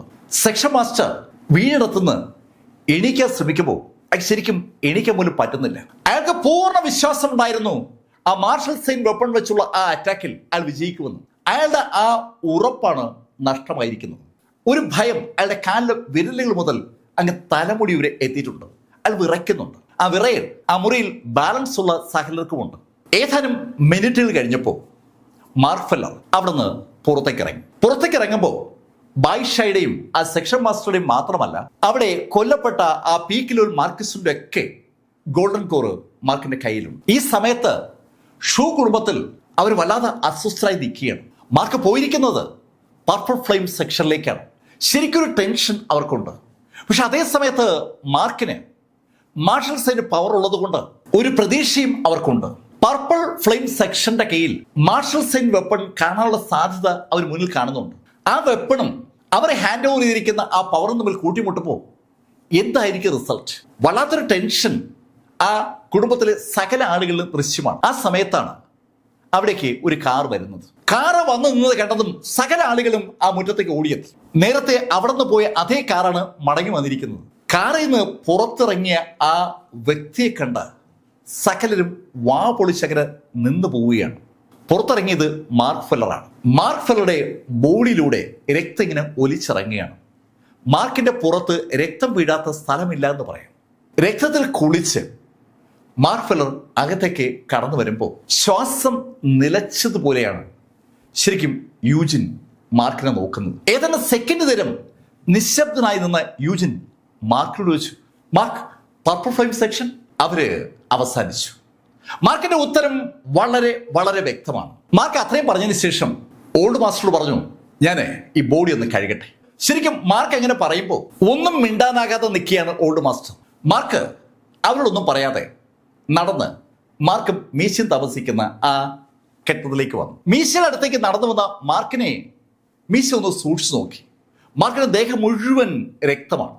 മീശ മാർക്കിനോട് പറഞ്ഞു, മാർക്ക്, നീ ശ്രദ്ധിക്കണമല്ലോ. എന്താ മീശ അങ്ങനെ പറഞ്ഞേ? മാർക്ക്, കൊല നടത്താൻ നിനക്കിപ്പോൾ ഒരു മടിയുമില്ലാതായിരിക്കുകയാണ്. ഇത് ആ മാസ്ക് വെച്ച സ്ത്രീയുടെ സ്വഭാവമാണ്. മാർക്ക്, നീ പോലും അറിയാതെ ആ മാസ്ക് വെച്ച സ്ത്രീയുടെ സ്വഭാവത്തിലേക്ക് കടക്കുകയാണ്. ഒരാളുമായി വഴക്കുണ്ടാക്കുന്നത് പോലും ഒഴിവാക്കാൻ ആഗ്രഹിച്ചിരുന്ന ആളാണ് മാർക്ക് ഫെല്ലർ. ശരിക്കും ഒരു തരത്തിലുമുള്ള അടിപിടി കേസുകളിൽ ചെന്നപ്പെടാതെ ജീവിച്ച ഒരു വ്യക്തിയായിരുന്നു മാർക്ക് ഫെല്ലർ 2.5 കൊല്ലങ്ങൾക്ക് മുമ്പ് വരെ. ആ മാർക്ക് ഫെല്ലർ ആണ് ഇന്ന് 100 കണക്കിന് ആളുകളെ കൊന്നൊടുക്കിയിരിക്കുന്നത്. അങ്ങനെ കൊല്ലുന്ന സമയത്ത് ഒരു മനസ്സാക്ഷി കുത്തും മാർക്കിന് അനുഭവപ്പെട്ടില്ല. കൊല്ലുന്നത് ഒരു തെറ്റായി മാർക്കിന് തോന്നിയതുമില്ല. അത് മനസ്സിലാക്കിയാണ് മീശ മാർക്കിനോട് അങ്ങനെ പറഞ്ഞത്. മീശയ്ക്ക് പരിചയമുള്ള ആ മാസ്ക് വെച്ച സ്ത്രീയും അങ്ങനെയായിരുന്നു. ആളുകളെ കൊല്ലാൻ ഒരു മടിയുമില്ലാത്ത ഒരു സ്ത്രീ, അതാണ് ആ മാസ്ക് വെച്ച സ്ത്രീ. അവരെയും മാർക്കിനെയും മീശ കമ്പയർ ചെയ്ത് പറഞ്ഞപ്പോൾ മാർക്ക് മീശയോട് പറഞ്ഞു, മീശ, എനിക്കും എന്തോ ഒരു അസ്വസ്ഥത തോന്നിയിരുന്നു. കൊല്ലാൻ എനിക്കൊരു മടിയും തോന്നിയില്ല. കൊല്ലുന്നതാണ് എൻ്റെ ജീവിതധർമ്മമെന്ന് ഒരു തോന്നൽ എൻ്റെ ഉള്ളിലുണ്ട്. ഓരോ ആളിൻ്റെയും പാത ആ ലക്ഷ്യമായി കണക്റ്റഡ് ആണ്. മാർക്കിന്റെ മുന്നോട്ട് പോകാനുള്ള ആ പാത ശരിക്കും കൊലകൾ കൊണ്ട് നിറഞ്ഞതാണെന്ന് അറിയാതെ മാർക്ക് പറഞ്ഞു പോവുകയാണ്. മാർക്കിന്റെ പാതയിൽ കാണുന്ന എല്ലാ തിന്മകളെയും മാർക്കിന് തുടച്ചു മാറ്റേണ്ടി വരും. ആ തിന്മകൾക്ക് കാരണക്കാരായ വ്യക്തികളെ കൊല്ലുകയല്ലാതെ വേറെ മാർഗമില്ല. ഇന്ന് 100 പേരെ കൊന്നെങ്കിൽ നാളെ 1000 പേരെ കൊല്ലാനും മാർക്കിന് ഒരു മടിയും ഉണ്ടാവില്ലെന്നാണ് മാർക്ക് പറഞ്ഞു വരുന്നത്. മാർക്ക് ഫെല്ലറും മീശയും കൂടി ഇങ്ങനെ സംസാരിക്കുമ്പോൾ ആ ഷൂ കുടുംബത്തിലെ ആ ഹാളിൽ നിശ്ചലായി നിൽക്കുകയാണ് ഓൾഡ് മാസ്റ്ററും യാൻസിയും യൂജിനൊക്കെ. ഓൾഡ് മാസ്റ്റർ ഒരാളെ വിളിച്ചിട്ട് അയാളോട് പറഞ്ഞു, നീ ആ പർപ്പിൾ ഫ്ലെയിം സെക്ഷൻ വരെ ഒന്ന് പോയി നോക്ക്. ഓൾഡ് മാസ്റ്ററുടെ ആജ്ഞ കിട്ടിയതും അയാൾ കാറും എടുത്തുകൊണ്ട് നേരെ ആ പർപ്പിൾ ഫ്ലെയിം സെക്ഷനിലേക്ക് തിരിച്ചു. ഏകദേശം ഒരു മണിക്കൂർ കഴിഞ്ഞപ്പോൾ ആ വാഹനം മടങ്ങിയെത്തി. വാഹനം നിർത്തിയ നിമിഷത്തിന് അയാൾ ഇറങ്ങി ഹാളിലേക്ക് ഓടുകയായിരുന്നു. ശരിക്കും അയാളുടെ ആ ഓട്ടം വല്ലാത്തൊരു ടെൻഷൻ ആളുകൾക്ക് ഉണ്ടാക്കുന്നുണ്ട്. എന്തായി? ഓൾഡ് മാസ്റ്റർ, മാർക്ക് പറഞ്ഞത് ശരിയാണ്. മാർക്ക് ആ പർപ്പിൾ ഫ്ലെയിം സെക്ഷൻ പൂർണ്ണമായി തകർത്തെറിഞ്ഞു. നീ എന്താ പറയുന്നത്? ഓൾഡ് മാസ്റ്റർ, അവിടെയുള്ള മുഴുവൻ ആളുകളെയും മാർക്ക് കൊന്നു. മുഴുവൻ ആളുകളെ കൊന്നോ? അവിടെ 100 കണക്കിന് ആളുകളില്ലായിരുന്നു. ഓൾഡ് മാസ്റ്റർ, അവരെ മുഴുവൻ മാർക്ക് കൊന്നു. മാർക്ക് ഫെല്ലർ അവിടെ ഉണ്ടായിരുന്ന 1 ഡസനോളം പീക്ക് ലെവൽ മാർക്വിസ്റ്റുകളെയും അതിന് എത്രയെങ്കിലും മടങ്ങ് മാർക്വിസ്റ്റുകളെയും ഹാസ്റ്റഫ് മാർക്വിസ്റ്റുകളെയും ഗ്രാൻഡ് മാസ്റ്റേഴ്സിനെയൊക്കെ കൊന്നൊടുക്കിയെന്ന് കേട്ടപ്പോൾ യൂജിൻ അറിയാതെ തലേ കൈവച്ചു പോവുകയാണ്. മാർക്ക് ഫെല്ലർക്ക് മാർഷൽ സൈൻ പവർ കൊടുത്തപ്പോൾ ശരിക്കും സംഭവിച്ചിരിക്കുന്നത് കാലങ്ങളായി കൂടത്തിൽ അടക്കി വെച്ചിരുന്ന ഒരു ഭൂതത്തിനെ തുറന്നുവിട്ട ഇഫക്റ്റാണ്. യൂജിൻ അത് പറഞ്ഞതും യാൻസി യൂജിനോട് പറഞ്ഞു, യൂജിൻ അങ്ങനെ സംഭവിക്കില്ല. മാർക്ക് നമുക്ക് വിശ്വസിക്കാൻ കഴിയുന്ന ആളാണ്. ഈ യാൻസി മാർക്ക് ഫെല്ലർ ഇപ്പോൾ ശക്തനാണ്. അവൻ നാളെ നമുക്കെതിരെ തിരിയില്ലെന്ന് എന്താണ് ഉറപ്പ്? യൂജിൻ, ഞാൻ ഉറപ്പിച്ച് പറയുകയാണ്, അത് സംഭവിക്കില്ല. മാർക്കിനെ എനിക്ക് പരിചയപ്പെടുത്തിയത് പൗലിൻ മാസ്റ്ററാണ്. ഡിവൈൻ ആൽക്കമിസ്റ്റ് പൗലിൻ്റെ ആ പൗലിൻ മാസ്റ്റർ എൻ്റെ അടുത്ത സുഹൃത്താണ്. അവരൊരിക്കലും എന്നെ ചതിക്കില്ല. അവര് അങ്ങനെ സംസാരിച്ചുകൊണ്ടിരിക്കുമ്പോൾ വേഷമൊക്കെ മാറി മാർക്ക് ഫെല്ലർ ആ മുറിയിലേക്ക് വന്നു. മാർക്ക് യൂജിനോട് പറഞ്ഞു, യൂജിൻ ഒരു കാര്യം ചെയ്യണം. മാർക്ക് എന്താ വേണ്ടത്? യൂജിൻ, ഇപ്പോൾ തന്നെ ഈ ഷെങ് കിങ്ഡത്തിലെ സകല സെക്ഷനുകൾക്കും ഒരു നിർദ്ദേശം കൊടുക്കണം. അവർ മുഴുവൻ എനിക്ക് മുന്നിൽ കീഴടങ്ങണമെന്നുള്ള നിർദ്ദേശമാണ് നിങ്ങൾ കൊടുക്കേണ്ടത്. ആ സെക്ഷനിലുള്ള സെക്ഷൻ മാസ്റ്റേഴ്സ് ഇവിടെ ഈ ഷൂ കുടുംബത്തിൽ ഹാജരായി എനിക്ക് മുന്നിൽ കീഴടങ്ങണമെന്നാണ് അറിയിപ്പ് കൊടുക്കേണ്ടത്. അങ്ങനെ ചെയ്തില്ലെങ്കിൽ ഒരു സെക്ഷൻ വീതം ഞാൻ അവസാനിപ്പിക്കുമെന്നും നിർദ്ദേശം കൊടുക്കുക. മാർക്ക് ഫെല്ലറിന്റെ ആ വാക്കുകൾ കേട്ട യൂജിനും യാസ്മിയും ഓൾഡ് മാസ്റ്ററും സാഹുയും എന്ന് വേണ്ട സകലരും സ്തംഭിച്ചങ്ങനെ നിൽക്കുകയാണ്. ഷെങ് കിങ്ഡത്തിൽ ഒരുപാട് സെക്ഷൻസ് ഉണ്ട്. ഈ പർപ്പിൾ ഫ്ലെയിം സെക്ഷനെ പോലെ ശക്തമായ സെക്ഷനുകൾ വേറെയുമുണ്ട്. ആ സെക്ഷനുകളുടെ എല്ലാം സെക്ഷൻ മാസ്റ്റേഴ്സ് ഷൂ കുടുംബത്തിലെത്തി മാർക്ക് ഫെല്ലർക്ക് മുന്നിൽ അടിയറവ് പറയണമെന്നാണ് മാർക്ക് ആവശ്യപ്പെട്ടിരിക്കുന്നത്. യൂജിൻ അമ്പരപ്പോട് മാർക്കിനോട് ചോദിച്ചു, മാർക്ക് അവരൊക്കെ വലിയ സെക്ഷൻസ് ആണ്, പർപ്പിൾ ഫ്ലെയിമിനേക്കാൾ ശക്തരായ ആളുകളുമുണ്ട്. യൂജിൻ, ഭയം അതാണ് സർവപ്രധാനം. നിങ്ങൾക്ക് സുരക്ഷിതമായി ഈ ഷെങ് കിങ്ഡത്തിൽ ജീവിക്കണമെന്നുണ്ടെങ്കിൽ സകലരെയും നിങ്ങളുടെ ചൊൽപ്പിടിയിൽ കൊണ്ടുവരണം. അത് ഇപ്പോഴാണ് ചെയ്യേണ്ടത്. അവരെ ഭയപ്പെടുത്തി കൂടെ നിർത്തിയില്ലെങ്കിൽ നാളെ നിങ്ങൾക്ക് തന്നെ പണി വരും. മാർക്ക് ഫെല്ലർ അങ്ങനെ പറഞ്ഞതും യൂജിൻ രണ്ടാമൊന്നും ആലോചിക്കാതെ എല്ലാ സെക്ഷനുകൾക്കും വിവരം കൈമാറി. യൂജിൻ ആ കാര്യങ്ങൾ ചെയ്തുകൊണ്ടിരിക്കുമ്പോൾ മാർക്ക് ഫെല്ലർ മീശയോട് ഒന്നിച്ച് റൂമിൽ തന്നെ ഇരിക്കുകയാണ്. അന്ന് രാത്രിയിലും പിറ്റെന്നും അതിന്റെ പിറ്റെന്നും മാർക്ക് ഫെല്ലർ ആ വീട്ടിൽ നിന്ന് പുറത്തേക്ക് വന്നതേയില്ല. മാർക്കിനും മീശയ്ക്ക് ആവശ്യമുള്ള ആഹാര സാധനങ്ങളൊക്കെ യഥാസമയം അവിടെ എത്തുന്നുണ്ട്. അങ്ങനെ മൂന്നാമത്തെ ദിവസം എത്തി. അന്ന് വൈകുന്നേരത്തിനകം ആ സെക്ഷൻ മാസ്റ്റേഴ്സ് ഷൂ കുടുംബത്തിൽ എത്തി മാർക്കിന് മുന്നിൽ കീഴടങ്ങിയില്ലെങ്കിൽ മാർക്ക് ഓരോ സെക്ഷനായി തീർക്കുമെന്നാണ് യൂജിൻ വഴി ആ സെക്ഷനുകളെ അറിയിച്ചിരിക്കുന്നത്. ഉച്ചയ്ക്ക് 3 മണിയായപ്പോൾ മാർക്ക് ഫെല്ലർ മാർക്കിന്റെ മുറിയിൽ നിന്ന് ആ ഷൂ കുടുംബത്തിന്റെ ഹാളിലേക്ക് വന്നു. ആ ഷൂ കുടുംബത്തിന്റെ ഹാളിൽ ഷൂ കുടുംബത്തിലെ എല്ലാ ആളുകളുമുണ്ട്. മാർക്ക് ഓൾഡ് മാസ്റ്ററോട് ചോദിച്ചു, ഓൾഡ് മാസ്റ്റർ ആരും വന്നില്ലല്ലേ? ഇല്ല മാർക്ക്, ആരും വന്നില്ല. മാർക്ക് ഫെല്ലറുടെ ഉത്തരവ് എല്ലാ സെക്ഷനുകളിലും എത്തിയെങ്കിലും ആ സെക്ഷനുകൾ മാർക്ക് മുന്നിൽ കീഴടങ്ങാൻ ഒരു മടി കാണിക്കുകയാണ്.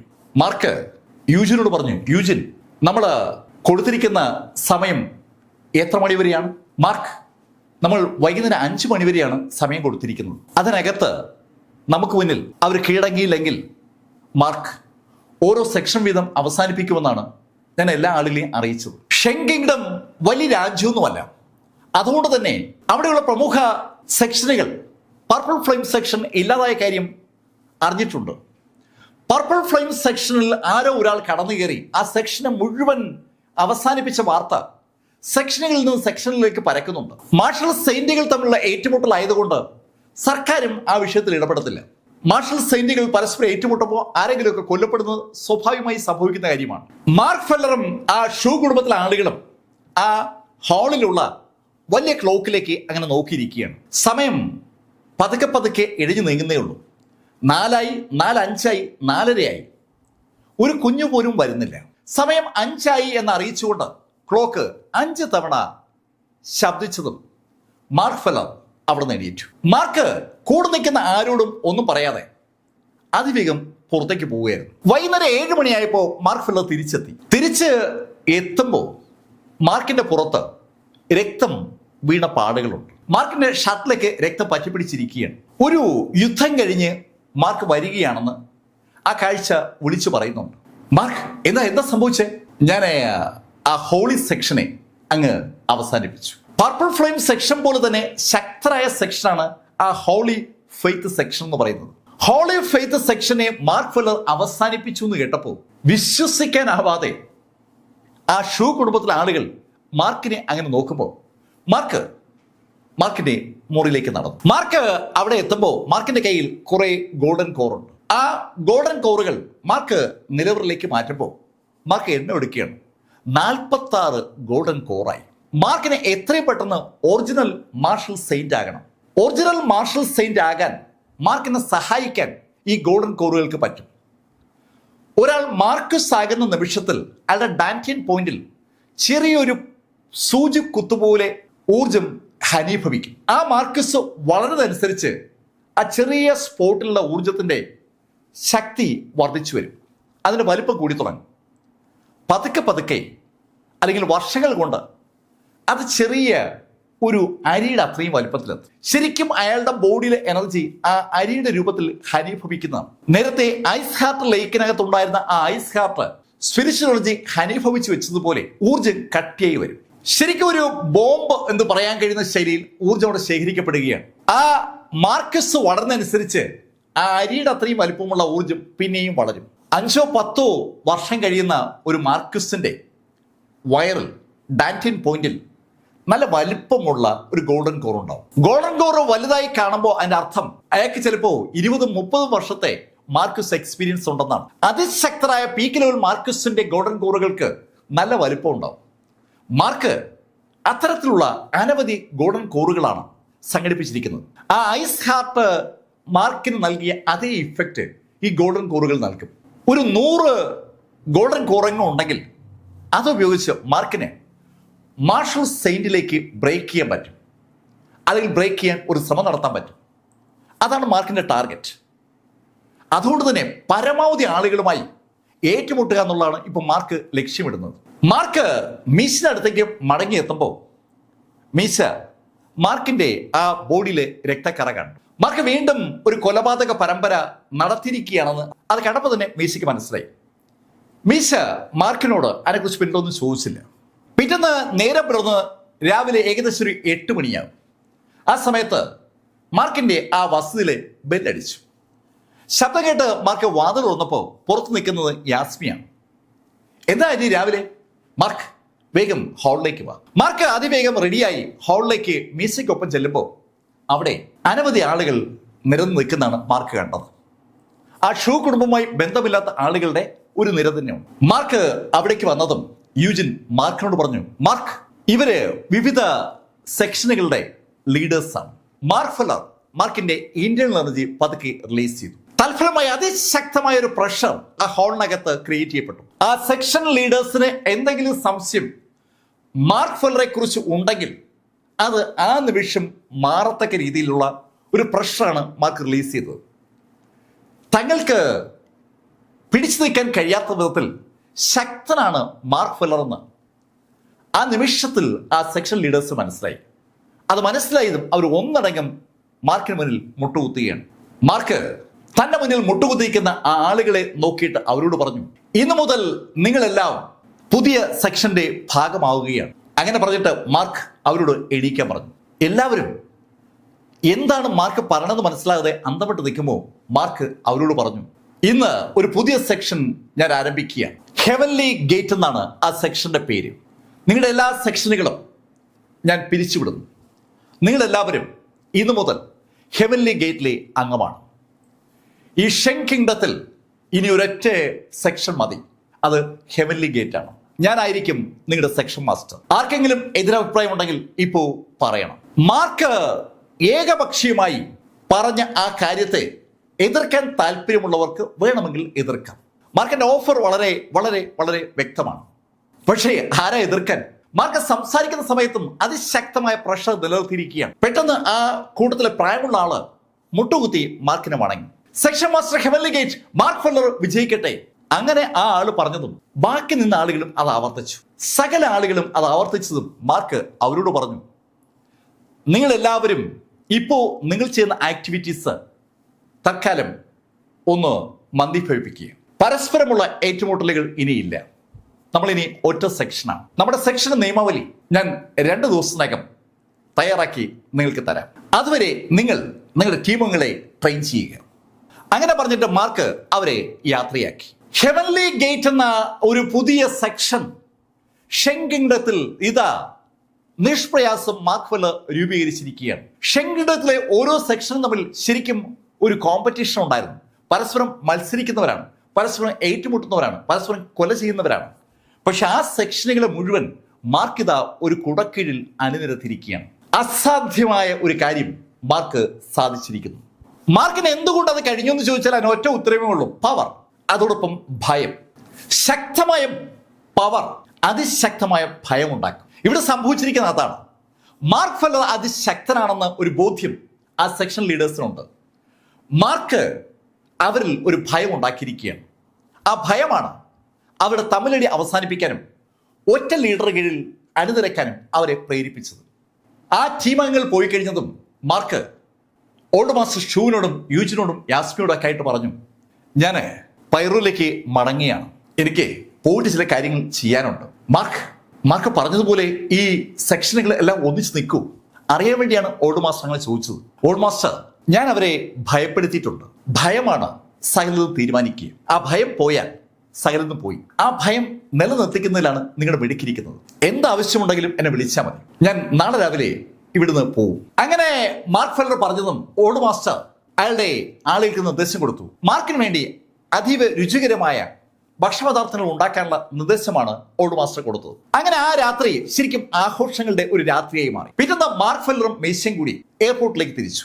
എയർപോർട്ടിലേക്കുള്ള ആ യാത്രക്കിടയിൽ മാർക്ക് മീശയോട് പറഞ്ഞു, മീശ, ഓൺ ദ വേയിലാണ് എൻ്റെ ഒരു സുഹൃത്ത് താമസിക്കുന്നത്, നമുക്ക് അവരെ ഒന്ന് പോയി കാണണം. മാർക്ക് ഫെല്ലർ ഷെങ്കിടത്തിൽ നേരത്തെ ഒരു തവണ വന്നത് പൈറോയിലെ പ്രസിദ്ധിയായ നടി യാങ് ജിൻസിയുടെ വീട്ടിലേക്കാണ്. യാങ് ജിൻസി മാർക്കിനെ ചിൽഷറിൽ നിന്ന് യഥാർത്ഥത്തിൽ അവിടേക്ക് വിളിച്ചു വരുത്തിയതാണ്. അവളുടെ പിതാവിനെ ചികിത്സിപ്പിക്കാൻ വേണ്ടിയാണ് അവൾ അന്ന് വിളിച്ചു വരുത്തിയത്. മാർക്ക് ഫെല്ലർ ഈ ഷെങ്കിടത്തിൽ വന്ന് ജിങ് യാൻസിയുടെ പിതാവിനെ ചികിത്സിച്ചതിന് ശേഷമാണ് മാർക്കും ജിയാങ് ഗൂവും തമ്മിലുള്ള ആ ഫൈറ്റ് നടക്കുന്നത്. ഷെങ്കിടത്തിൽ വീണ്ടും മടങ്ങി വന്നപ്പോൾ സുഹൃത്തെ യാങ് ജിൻസിയെ കാണണമെന്ന് മാർക്കിന് അതുകൊണ്ട് ഒരു ആഗ്രഹം തോന്നിയത്. മാർക്കും മേശയും കൂടി ജിൻസിയുടെ ആ കൊട്ടാര സദൃശ്യമായ വീട്ടിലെത്തി. ആ വീടിന് സമീപത്ത് കാറ് നിർത്തിയിട്ട് ഡ്രൈവറോട് വെയിറ്റ് ചെയ്യാൻ പറഞ്ഞതിന് ശേഷം മാർക്കും മീശയും കൂടി ആ വീടിന്റെ കോമ്പൗണ്ടിനകത്തേക്ക് കടന്നു. കോമ്പൗണ്ടിനകത്തേക്ക് കടന്ന നിമിഷത്തിൽ തന്നെ മീശ മാർക്കിനോട് പറഞ്ഞു, മാർക്ക്, ഒരു അസ്വാഭാവികത ഫീൽ ചെയ്യുന്നുണ്ടല്ലോ. മീശ അത് പറഞ്ഞപ്പോൾ മാർക്കിനും അത് ഫീൽ ചെയ്തു. സാധാരണഗതിയിൽ ജിൻസിയുടെ വീട്ടിൽ ശരിക്കും ആളും അനക്കമൊക്കെ ഉള്ളതാണ്. അവിടെ ഇപ്പോൾ ഒരു കുഞ്ഞിനെ പോലും കാണാനില്ല. മാർക്കും മീശയും കൂടി നടന്ന് അവരുടെ ആ കൊട്ടാര സദൃശ്യമായ വീടിന്റെ വാതിലിനടുത്തെത്തി. അവർ ബെല്ലടിച്ചപ്പോൾ ഒരു സ്ത്രീ വന്ന് വാതിൽ തുറന്നു. വാതിൽ തുറന്ന സ്ത്രീ മാർക്കിനെയും മീശയും ഒന്ന് സൂക്ഷിച്ചു നോക്കിയിട്ട് അവരോട് ചോദിച്ചു, ആരാ, എന്താ? എനിക്ക് മിസ് ജിൻസി ഒന്ന് കാണണം. ജിൻസി മാഡത്തിനെയോ? അതെ. അതൊന്നും പറ്റത്തില്ല. നോക്ക്, ഞാൻ അവരുടെ സുഹൃത്താണ്, എനിക്ക് അവരെ കണ്ടേ പറ്റൂ. മാർക്ക് അങ്ങനെ തീർത്ത് പറഞ്ഞതും ആ സ്ത്രീ മാർക്കിനെയും മീശയും അകത്തേക്ക് വിളിപ്പിച്ചു. മാർക്കും മീശയും കൂടി ആ ബിൽഡിങ്ങിനകത്തേക്ക് അടക്കുമ്പോൾ മീശ വീണ്ടും മാർക്കിനോട് പറഞ്ഞു, മാർക്ക്, എന്തോ ഒരു കുഴപ്പം ഇവിടെ ഉണ്ട് കേട്ടോ.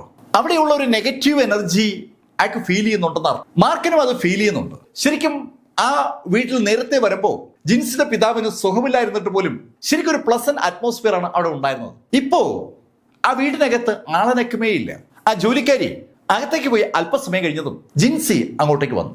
അവർക്ക് നേരെ നടന്നു വരുന്ന ജിൻസിയെ കണ്ട മാർക്കിന് വല്ലാത്തൊരു അമ്പരപ്പ്. പൈറോയിലെ അറിയപ്പെടുന്ന ആ നടി ശരിക്കും ചുറുചുറുക്കുള്ള ഒരു യുവതിയായിരുന്നു. പക്ഷെ ഇപ്പൊ അവരെ കാണുമ്പോൾ ആ ചുറുചുറുക്കൊന്നും അവർക്കില്ല. സൗന്ദര്യം അതുപോലെ തന്നെ ഉണ്ടെങ്കിലും ഒരു മന്ദത അവർക്കുണ്ട്. മാർക്കിനെ കണ്ടപ്പോൾ ജിൻസിക്ക് ഒരുപാട് സന്തോഷം. അവളുടെ മുഖത്ത് ആ സന്തോഷം വിരിഞ്ഞു വരുന്നത് മീശ കൃത്യമായി നോട്ട് ചെയ്യുന്നുണ്ട്. ഒരു വല്ലാത്ത ആഹ്ലാദവും ശരിക്കും ഒരു വല്ലാത്തൊരു സന്തോഷം ജിൻസിയുടെ ബോഡി ലാംഗ്വേജ് പ്രതിഫലിക്കുന്നുണ്ട്. പക്ഷെ അടുത്ത നിമിഷത്തിൽ അവൾ പെട്ടെന്ന് ഒന്ന് സൈലന്റായി. മാർക്ക് എപ്പോ വന്ന, ഇങ്ങോട്ട് വന്നാണോ? എന്തൊക്കെയോ ചോദിക്കാൻ ജിൻസിക്കുണ്ട്. അവളുടെ വെപ്രാളവും ചോദ്യങ്ങളും ഒക്കെ ആ ശൈലിയിലാണ് വരുന്നത്. മാർക്ക് എയർപോർട്ടിലേക്ക് പോകുമ്പോൾ വെറുതെ ഒന്ന് കയറിയതാണല്ലേ? അല്ല, ഞാൻ ജിൻസിയെ കാണാൻ വേണ്ടി വന്നതാണ്.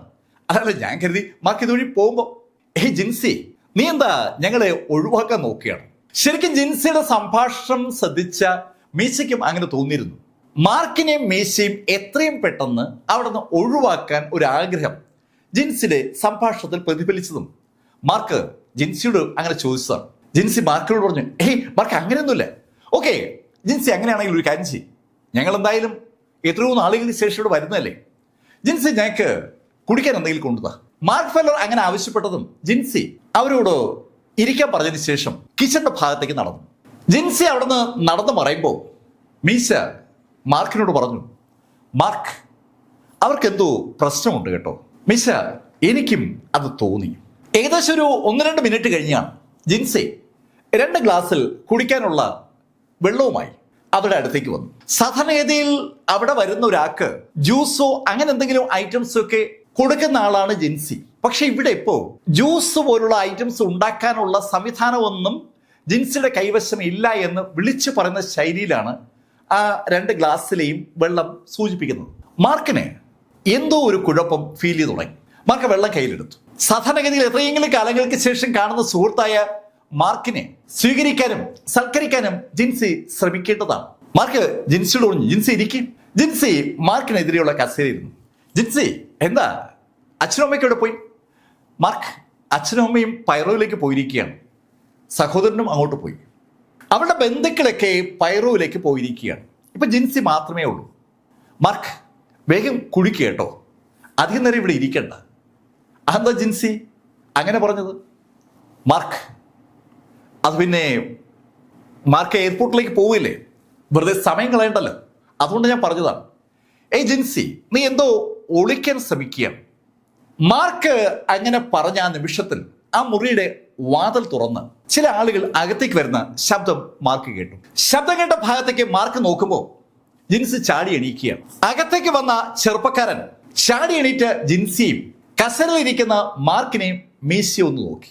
അവന്റെ മുഖത്ത് ദേഷ്യം ഇരച്ചു കയറുകയാണ്. അവൻ ജിൻസിയെ ഒന്ന് തറപ്പിച്ചു നോക്കിയിട്ട് ജിൻസിയോട് ചോദിച്ചു, നിന്നോട് ഞാൻ പറഞ്ഞിട്ടില്ലേ ആരെയും വീട്ടിലേക്ക് വിളിച്ച് കയറ്റരുതെന്ന്? മാസ്റ്റർ ഇവരുടെ സുഹൃത്തുക്കളാണ്, ഇവർ എയർപോർട്ടിലേക്ക് പോകുന്ന വഴിക്ക് ഇവിടെ നിന്ന് കയറിയതാണ്. ജാൻസി അങ്ങനെ പറഞ്ഞതും ആ ചെറുപ്പക്കാരൻ മാർക്കിനെ ഒന്ന് സൂക്ഷിച്ചു നോക്കി. അതിനുശേഷം അയാൾ മീശയോടും മാർക്കിനോടായി പറഞ്ഞു, ഏയ് വെള്ളം കുടിച്ചു കഴിഞ്ഞെങ്കിൽ സ്ഥലം വിട്. ആ ചെറുപ്പക്കാരൻ അങ്ങനെ പറഞ്ഞതും മാർക്ക് ഫെല്ലർ എണീറ്റു. മാർക്ക് അവന്റെ മുന്നിലേക്ക് വന്നു. അവന് എന്തെങ്കിലും ചോദിക്കാൻ കഴിയുമ്പോൾ മാർക്ക് ഒരു അറ്റയാടി. തികച്ചും അപ്രതീക്ഷിതമായിട്ടാണ് മാർക്ക് ഫെല്ലർ അവനെ അടിച്ചത്. അടിയേറ്റ് അവൻ ശരിക്കും ഒന്ന് കറങ്ങി ഒത്തിരി പുറകോട്ട് മാറി. മാർക്ക് ഫെല്ലർ അവൻ അടിക്കുമെന്ന് അവൻ സ്വപ്നത്തിൽ പോലും കരുതിയിരുന്നില്ല. ഏതാനും സ്റ്റെപ്പ് പുറകോട്ട് മാറിപ്പോയി അവൻ ദേഷ്യത്തോടെ മാർക്ക് ഫെല്ലർ നോക്കി. ഏയ് നീ എന്നെ തല്ലിയ? അങ്ങനെ ചോദിച്ചതും അയാളുടെ കൂടെയുള്ള 2 പേർ മുന്നോട്ട് കുതിച്ചു. 2 പേരും ശക്തരായ പീക്ക് ലെവൽ മാർക്വിസ്റ്റുകളാണ്. അവരുടെ യങ് മാസ്റ്ററെ തികച്ചും അപരിചിതനായ ഒരാൾ ഇതാ പരസ്യമായി തല്ലിയിരിക്കുകയാണ്. സ്വാഭാവികമായിട്ടും അതിൽ അവർ പ്രതികരിക്കണമല്ലോ. മുന്നോട്ട് കുതിച്ച ആ പീക്ക് ലെവൽ മാർക്വിസ്റ്റുകൾക്ക് അവരുടെ ആ ചിന്ത തെറ്റായിപ്പോയി എന്ന് മനസ്സിലാക്കാൻ പോലും പറ്റിയില്ല എന്നതാണ് സത്യം. കാരണം മുന്നോട്ട് കുതിച്ച ആ ചെറുപ്പക്കാർ ഏതാനും സെക്കൻഡുകൾ കൊണ്ട് ശരിക്കും കഷ്ണങ്ങളായി ചിതറിയിരുന്നു. മുന്നോട്ട് കുതിച്ച് ആദ്യം എത്തിയ ചെറുപ്പക്കാരന്റെ തലയിൽ മാർക്ക് ഫെല്ലറുടെ വലത് കൈയും രണ്ടാമത്തവന്റെ തലയിൽ ഇടത് കൈയും ഒരുമിച്ചാണ് വീണത്. 2 പേരും ഒരുമിച്ചാണ് മുന്നോട്ട് കുതിച്ചത്. കൈ ഉയർത്തി മാർക്ക് 2 പേരെ ആഞ്ഞടിക്കുകയായിരുന്നു. ആ അടി അവിടെ തലയിൽ പതിച്ചതും തല ചിതറി, മത്തങ്ങ ചിതറും പോലെ. ആ നിമിഷത്തിൽ ആ രക്തം ചിതറി തൊട്ട് പുറകിലുള്ള ആ യങ് മാസ്റ്ററുടെ പുറത്ത് വീഴുകയും ചെയ്തു. ശരിക്കും ആ ചെറുപ്പക്കാരൻ വാ പൊളിച്ചു പോയ ഒരു നിമിഷം. ഞെട്ടൽ ഇപ്പോ യാൻസിക്കുമുണ്ട്. അവള് വല്ലാതെ അമ്പരന്ന് നിൽക്കുകയാണ്. അവളുടെ കൺമുമ്പിൽ വെച്ച് ആ യങ് മാസ്റ്ററുടെ 2 ബോഡി ഗാർഡുകളെ മാർക്ക് ഫെല്ലർ തല്ലിക്കൊല്ലുമെന്ന് അവൾ സ്വപ്നത്തിൽ പോലും കരുതിയിരുന്നില്ല. മാർക്ക് ഫെല്ലർ ഒരു ഡോക്ടറാണെന്നുള്ള കാര്യം അവൾക്കറിയാം. അല്പസ്വല്പം മാർഷൽ ആർട്സ് ആക്ടിവിറ്റീസിൽ തൽപരനായ വ്യക്തിയാണ് ആ ഡോക്ടർ എന്നുള്ള കാര്യവും അവൾക്കറിയാം. പക്ഷേ 2 പീക്ക് ലെവൽ മാർക്വിസ്റ്റുകളെ ഇതുപോലെ തല്ലിക്കൊല്ലാൻ കപ്പാസിറ്റി ഉള്ള ആളാണ് മാർക്കെന്ന് അവൾ സ്വപ്നത്തിൽ പോലും കരുതിയിരുന്നില്ല. അവളിപ്പോൾ പൈറോയിലേക്ക് അങ്ങനെ വരാറേയില്ല. ഷെങ്കിടുത്ത് തന്നെയാണ് അവളുടെ താമസം. പൈറോയിലെ ഡെവലപ്മെന്റ്സിൽ ഒന്നും തന്നെ അവൾ അറിഞ്ഞിട്ടില്ല എന്നതാണ് സത്യം. പൂർണ്ണ നിശബ്ദത ഒരു നിമിഷം അവിടെ ഉണ്ടായി. പെട്ടെന്ന് ആ ചെറുപ്പക്കാരൻ ഒന്ന് അലറി, ഏയ് നീ ആരെ തൊട്ടെന്നറിയാവോ? ഞാൻ ഹൂസ്റ്റൺ കുടുംബത്തിലെയാണ്. നീ ഹൂസ്റ്റൺ കുടുംബത്തിലേതാണെങ്കിലും ഏത് കുടുംബത്തിലാണെങ്കിലും കൊള്ളാം. ഏയ് എന്റെ അച്ഛൻ ആരെന്നറിയാവോ? എന്റെ അച്ഛൻ ഹോളി ഫെയ്ത്തിൽ അംഗമാണ്. ഹോളി ഫെയ്ത്ത് എന്ന വേർഡ് കേട്ടതും മാർക്ക് ഫെല്ലർ ആ ചെറുപ്പക്കാരനോട് പറഞ്ഞു, ഏയ് നിനക്ക് ഞാൻ 1 മണിക്കൂർ സമയം തരും. ആ 1 മണിക്കൂർ സമയത്തിനുള്ളിൽ നീ നിന്റെ വീട്ടിൽ പോയി അച്ഛനെയും കൂട്ടി ഇവിടെ മടങ്ങിയെത്തണം. 1 മണിക്കൂറിനുള്ളിൽ നിങ്ങൾ 2 പേരും എന്റെ മുന്നിൽ മുട്ടുകുത്തി എന്നോട് മാപ്പ് അപേക്ഷിച്ചില്ല എങ്കിൽ ഞാൻ നിങ്ങൾ 2നെയും തീർക്കും. നിന്റെ ഈ ഹൂസ്റ്റൺ കുടുംബത്തെയും ഞാൻ തീർക്കും. വേഗം സ്ഥലം വിട. ശരിക്കും അമ്പരപ്പിക്കുന്ന വ്യക്തതയോടു കൂടിയാണ് മാർക്ക് ഫെല്ലർ അത് പറഞ്ഞത്. മാർക്ക് ഫെല്ലറെ ഒന്ന് തറപ്പിച്ച് നോക്കിയിട്ട് ആ ചെറുപ്പക്കാരൻ മാർക്കിനോട് പറഞ്ഞു, ഹേയ്, നിനക്ക് എൻ്റെ അച്ഛനെ അറിയത്തില്ല. എൻ്റെ അച്ഛൻ ഇവിടുത്തെ ഹോളി ഫെയ്ത്തിന്റെ വലിയ നേതാവാണ്. എൻ്റെ അച്ഛൻ വിചാരിച്ചാൽ നീ ജീവനോടെ പുറത്തു പോകില്ല. അത്രയും പറഞ്ഞിട്ട് അവൻ മാർക്കിനെ നോക്കിക്കൊണ്ട് പറഞ്ഞു, ഏയ്, നിനക്ക് ധൈര്യമുണ്ടെങ്കിൽ നീ ഇവിടെ തന്നെ നിൽക്കണം. 1 മണിക്കൂറിനകത്ത് ഞാൻ എൻ്റെ അച്ഛനുമായി ഇവിടെ വരും. അങ്ങനെ പറഞ്ഞിട്ട് ആ ചെറുപ്പക്കാരൻ പുറത്തേക്ക് ഇറങ്ങിയ ഒറ്റ ഓട്ടം. അവൻ്റെ വാഹനം പാഞ്ഞു പോകുന്ന ശബ്ദവും കേട്ടു. ശ്വാസം നേരെ വീണ ജാൻസി മാർക്കിനോട് പറഞ്ഞു, മാർക്ക്, എന്താ ഇത്? അയാൾ ആരെന്നറിയാവോ? അതിന് മറുപടി പറഞ്ഞത് മീശയാണ്. മീശ ജാൻസിയോട് പറഞ്ഞു, ജാൻസി, നീ മാർക്ക് ഫെല്ലറെ വില കുറച്ച് കാണുകയൊന്നും വേണ്ട. മാർക്ക് വിചാരിച്ചാൽ ഇതൊക്കെ സിമ്പിളായി തീർക്കാം. അങ്ങനെ മീശ പറഞ്ഞതും മാർക്ക് ജാൻസിയോട് പറഞ്ഞു, ജാൻസി, ഞങ്ങൾ എന്തായാലും 1 മണിക്കൂർ സമയം കൂടി ഇവിടെ കാണും. ജാൻസി ഒരു കാര്യം ചെയ്യും, ഞാൻ കഴിക്കാൻ എന്തെങ്കിലും ഉണ്ടാക്കാൻ പറ്റുമോ നോക്ക്. മാർക്ക്, ഞാൻ ചെല്ല് ജാൻസി, എന്തെങ്കിലും ഉണ്ടാക്ക്. മാർക്ക്, ഇവിടെ അധികം സാധനങ്ങളൊന്നും ഇല്ല, ഉള്ളതുകൊണ്ട് ഞാൻ എന്തെങ്കിലും ചെയ്യാം. അങ്ങനെ പറഞ്ഞിട്ട് കിച്ചണിലേക്ക് പോയ ജാൻസി ഏകദേശം ഒരു 7 മിനിറ്റ് കഴിഞ്ഞപ്പോൾ 2 ബൗൾ നിറയെ നൂഡിൽസുമായി മടങ്ങി വന്നു. മാർക്ക്, ഇപ്പോ ഇതേ ഉള്ളൂ. ഏയ് ജാൻസി, ഇത് തന്നെ ധാരാളം. അത് മാത്രമല്ല, എനിക്ക് ഏറെ ഇഷ്ടം നൂഡിൽസാണ്. മാർക്ക് ഫെല്ലർ നന്നായി നൂഡിൽസ് ഉണ്ടാക്കുന്ന ആളാണ്. മാർക്കും മീശയും കൂടി ആ നൂഡിൽസ് ശരിക്കും ആസ്വദിച്ച് തന്നെ കഴിച്ചു. അങ്ങനെ കഴിക്കുന്നതിനിടയിൽ മീശ ജാൻസിയോട് പറഞ്ഞു, ജാൻസിക്ക് ഇവിടെ നടക്കുന്ന കാര്യങ്ങളെ കുറിച്ച് വലിയ ധാരണ ഒന്നും ഇല്ലെന്ന് തോന്നുന്നു. ഇപ്പോ ഈ ഷെൻ കിങ്ഡത്തിൽ ഒരു സെക്ഷനേ ഉള്ളൂ, അത് ഹെവൻലി ഗേറ്റ് സെക്ഷനാണ്. ആ സെക്ഷനെ നിയന്ത്രിക്കുന്നത് മാർക്ക് ഫെല്ലറാണ്. മീശ വളരെ കാര്യമായിട്ടാണ് പറയുന്നത്. അത് കേട്ടപ്പോ ജാൻസി ഒന്ന് ചിരിച്ചു. ഏയ്, നിങ്ങള് തമാശകൾ പറയാതെ. അങ്ങനെ അവൾ പറഞ്ഞതും മാർക്ക് അറിയാതെ ചിരിച്ചു പോവുകയാണ്. ആ സുന്ദരിയായ നടിയോട് ഒരു കാര്യവും പറഞ്ഞിട്ട് കാര്യമില്ല. അവള് മാർക്കിനെ അങ്ങനെ വിശ്വസിക്കാൻ തയ്യാറല്ല. അവൾക്ക് പുതിയ കാര്യങ്ങളെക്കുറിച്ച് ഒരു ധാരണയുമില്ല. ആ വീട്ടിൽ ഏതാണ്ട് തടങ്കലിലാണെന്ന് അർത്ഥം. അതുകൊണ്ടാണ് വാർത്തകൾ കട്ടായിരിക്കുന്നത്. പുറത്ത് നടക്കുന്ന ഒരു കാര്യങ്ങളും അവൾക്ക് ലഭ്യമല്ലെന്ന് അർത്ഥം. അവളുടെ കയ്യിൽ ഫോൺ പോലും ഉണ്ടാകാനുള്ള സാധ്യതയില്ല. ആരുമായും കോണ്ടാക്ട് ചെയ്യാനുള്ള ഒരു സാധ്യതയുമില്ല. ആ സാഹചര്യത്തിലായതുകൊണ്ടായിരിക്കാം യാങ് ജിൻസി ആ ശൈലിയിൽ പ്രതികരിക്കുന്നത്. മാർക്കിന് ഏകദേശം കഥ മനസ്സിലായി. മാർക്ക് യാങ് ജിൻസിയോട് ചോദിച്ചു, അല്ല മിസ് യാങ്, നിങ്ങള് എങ്ങനെ ഇപ്പോൾ ജീവിക്കുന്നത്? എന്താ യഥാർത്ഥം സംഭവിച്ചത്? മാർക്ക് ഇപ്പൊ ഇവിടുന്ന് പോയി ചെറുപ്പക്കാരനല്ലേ. അവൻ ഇവിടുത്തെ അറിയപ്പെടുന്ന കുടുംബത്തിലെ യങ് മാസ്റ്ററാണ്. അവന്റെ കുടുംബ പേര് ഹൂസൺ എന്നാണ്. ഹൂസൺ കുടുംബത്തിലെ മാക്സിന്റെ മകനാണ് ഇവൻ. ഇവന്റെ പേര് റോജർ എന്നാണ്. ഇവൻ എങ്ങനെയോ എന്നെ അങ്ങ് ഇഷ്ടപ്പെട്ടു. അതിനുശേഷം ഇവൻ എൻ്റെ പുറകെ കൂടിയിരിക്കുകയാണ്. ഇവന്റെ ശല്യം സഹിക്കാൻ വയ്യാതായപ്പോഴാണ് ഞാൻ അച്ഛനെയും കുടുംബാംഗങ്ങളെയൊക്കെ പൈറൂരിലേക്ക് അയച്ചത്. എനിക്ക് പക്ഷേ ഇവിടുന്ന് പോകാൻ പറ്റിയില്ല. ഇവന്റെ ആളുകൾ എയർപോർട്ടിൽ എന്നെ നോട്ട് ചെയ്യും. അതുകൊണ്ടാണ് ഞാൻ പോവാത്തത്. ഞാൻ അവന്റെ കൂടെ കൂടണമെന്ന് അവൻ പറയുന്നത്. അവനാണെങ്കിൽ ഇഷ്ടംപോലെ ഭാര്യമാരുണ്ട്. അവന് ലോകം മുഴുവൻ പെണ്ണുങ്ങളുണ്ടെന്നുള്ളതാണ് സത്യം. പൈറോയിലെ അറിയപ്പെടുന്ന നടി കൂടിയായ മിസ് യാങ്ങിന്റെ ആ തുറന്നു പറച്ചിൽ മാർക്കിനെയും മീശയും ശരിക്കൊന്ന് വിഷമിപ്പിച്ചു എന്ന് പറയാം. പൈറോയിൽ മിസ് യാങ് ശരിക്കും ഏതെങ്കിലും തെരുവിൽ ഇറങ്ങി നിന്നാൽ ജനമെല്ലാം അവിടേക്ക് ഓടിക്കൂടും. അത്ര പബ്ലിസിറ്റി ഉള്ള ആളായിരുന്നു മിസ് യാങ്. ഏകദേശം 2 കൊല്ലമായിട്ട് അവിടെ സിനിമകളൊന്നും വരുന്നില്ല. അതിന്റെ കാരണം ഇപ്പോഴാണ് മാർക്കിന് മനസ്സിലായത്. അത് ശരിക്കും ഒരു കെണിയിൽ പെട്ടിരിക്കുകയാണ്. മാർക്ക് മിസ് യാങ്ങിനോട് പറഞ്ഞു, ഏയ് മിസ് യാങ്, ഇനി പേടിക്കേണ്ട കാര്യമൊന്നുമില്ല. മാർക്ക് വിചാരിക്കും പോലുള്ള കക്ഷിയൊന്നുമല്ല ഈ ഹൂസ്റ്റൺ കുടുംബക്കാർ. നേരത്തെ ആ റോജർ പറഞ്ഞു കേട്ടില്ലേ, അവന്റെ അച്ഛൻ ഹോളി ഫെയ്ത്തിലെ അതിശക്തനായ നേതാവാണ്. ഹോളി ഫെയ്ത്ത് ഇവിടുത്തെ ശക്തമായ സംഘടനയാണ്. ഹോളി ഫെയ്ത്തിനെ ഒരാൾക്കും തൊടാൻ പറ്റില്ല. അവൾക്ക് അറിയാവുന്ന വിവരങ്ങളുടെ അടിസ്ഥാനത്തിൽ അങ്ങനെ പറഞ്ഞപ്പോ മിസ് യാങ്ങിനോട് പറഞ്ഞു, മിസ് യാങ്, എന്തായാലും മാർക്ക് 1 മണിക്കൂർ സമയം ആ റോജറിന് കൊടുത്തിരിക്കുകയല്ലേ. 1 മണിക്കൂർ ആകുമ്പോ ചിലപ്പോൾ കാര്യങ്ങളൊക്കെ മാറും. മീശ എങ്ങും തൊടാതെയാണ് ആ ഡയലോഗ് പറഞ്ഞത്. അവരങ്ങനെ സംസാരിച്ചുകൊണ്ടിരിക്കുമ്പോൾ പുറത്ത് വാഹനം വന്നു നിൽക്കുന്ന ശബ്ദം കേട്ടു. അല്പസമയം കഴിഞ്ഞതും അനവധി ആളുകൾ അകത്തേക്ക് വരുന്ന സൗണ്ടും അവർക്ക് കേൾക്കാം. മിസ് യാങ് വല്ലാത്ത ടെൻഷനിലാണ്. തുറന്നു കിടക്കുന്ന വാതിൽ വഴി നല്ല പൊക്കമുള്ള ഒരു മനുഷ്യൻ അകത്തേക്ക് വന്നു. അയാളുടെ കൂടെ വലതുവശത്തായി റോജറുമുണ്ട്. റോജർ ഉറക്കെ പറയുകയാണ്, ഏയ് നിന്റെ ധൈര്യം ഇനിയാണ് എനിക്ക് കാണേണ്ടത്. അങ്ങനെ പറയുമ്പോൾ റോജറിന്റെ പിതാവ് മാക്സ് ഉറക്കെ പറഞ്ഞു, എന്റെ ഈ അധികാര പരിധിയിൽ എത്തിയിട്ട് എന്നെ ചോദ്യം ചെയ്യുന്ന ഒരാള് ആദ്യമാണ്.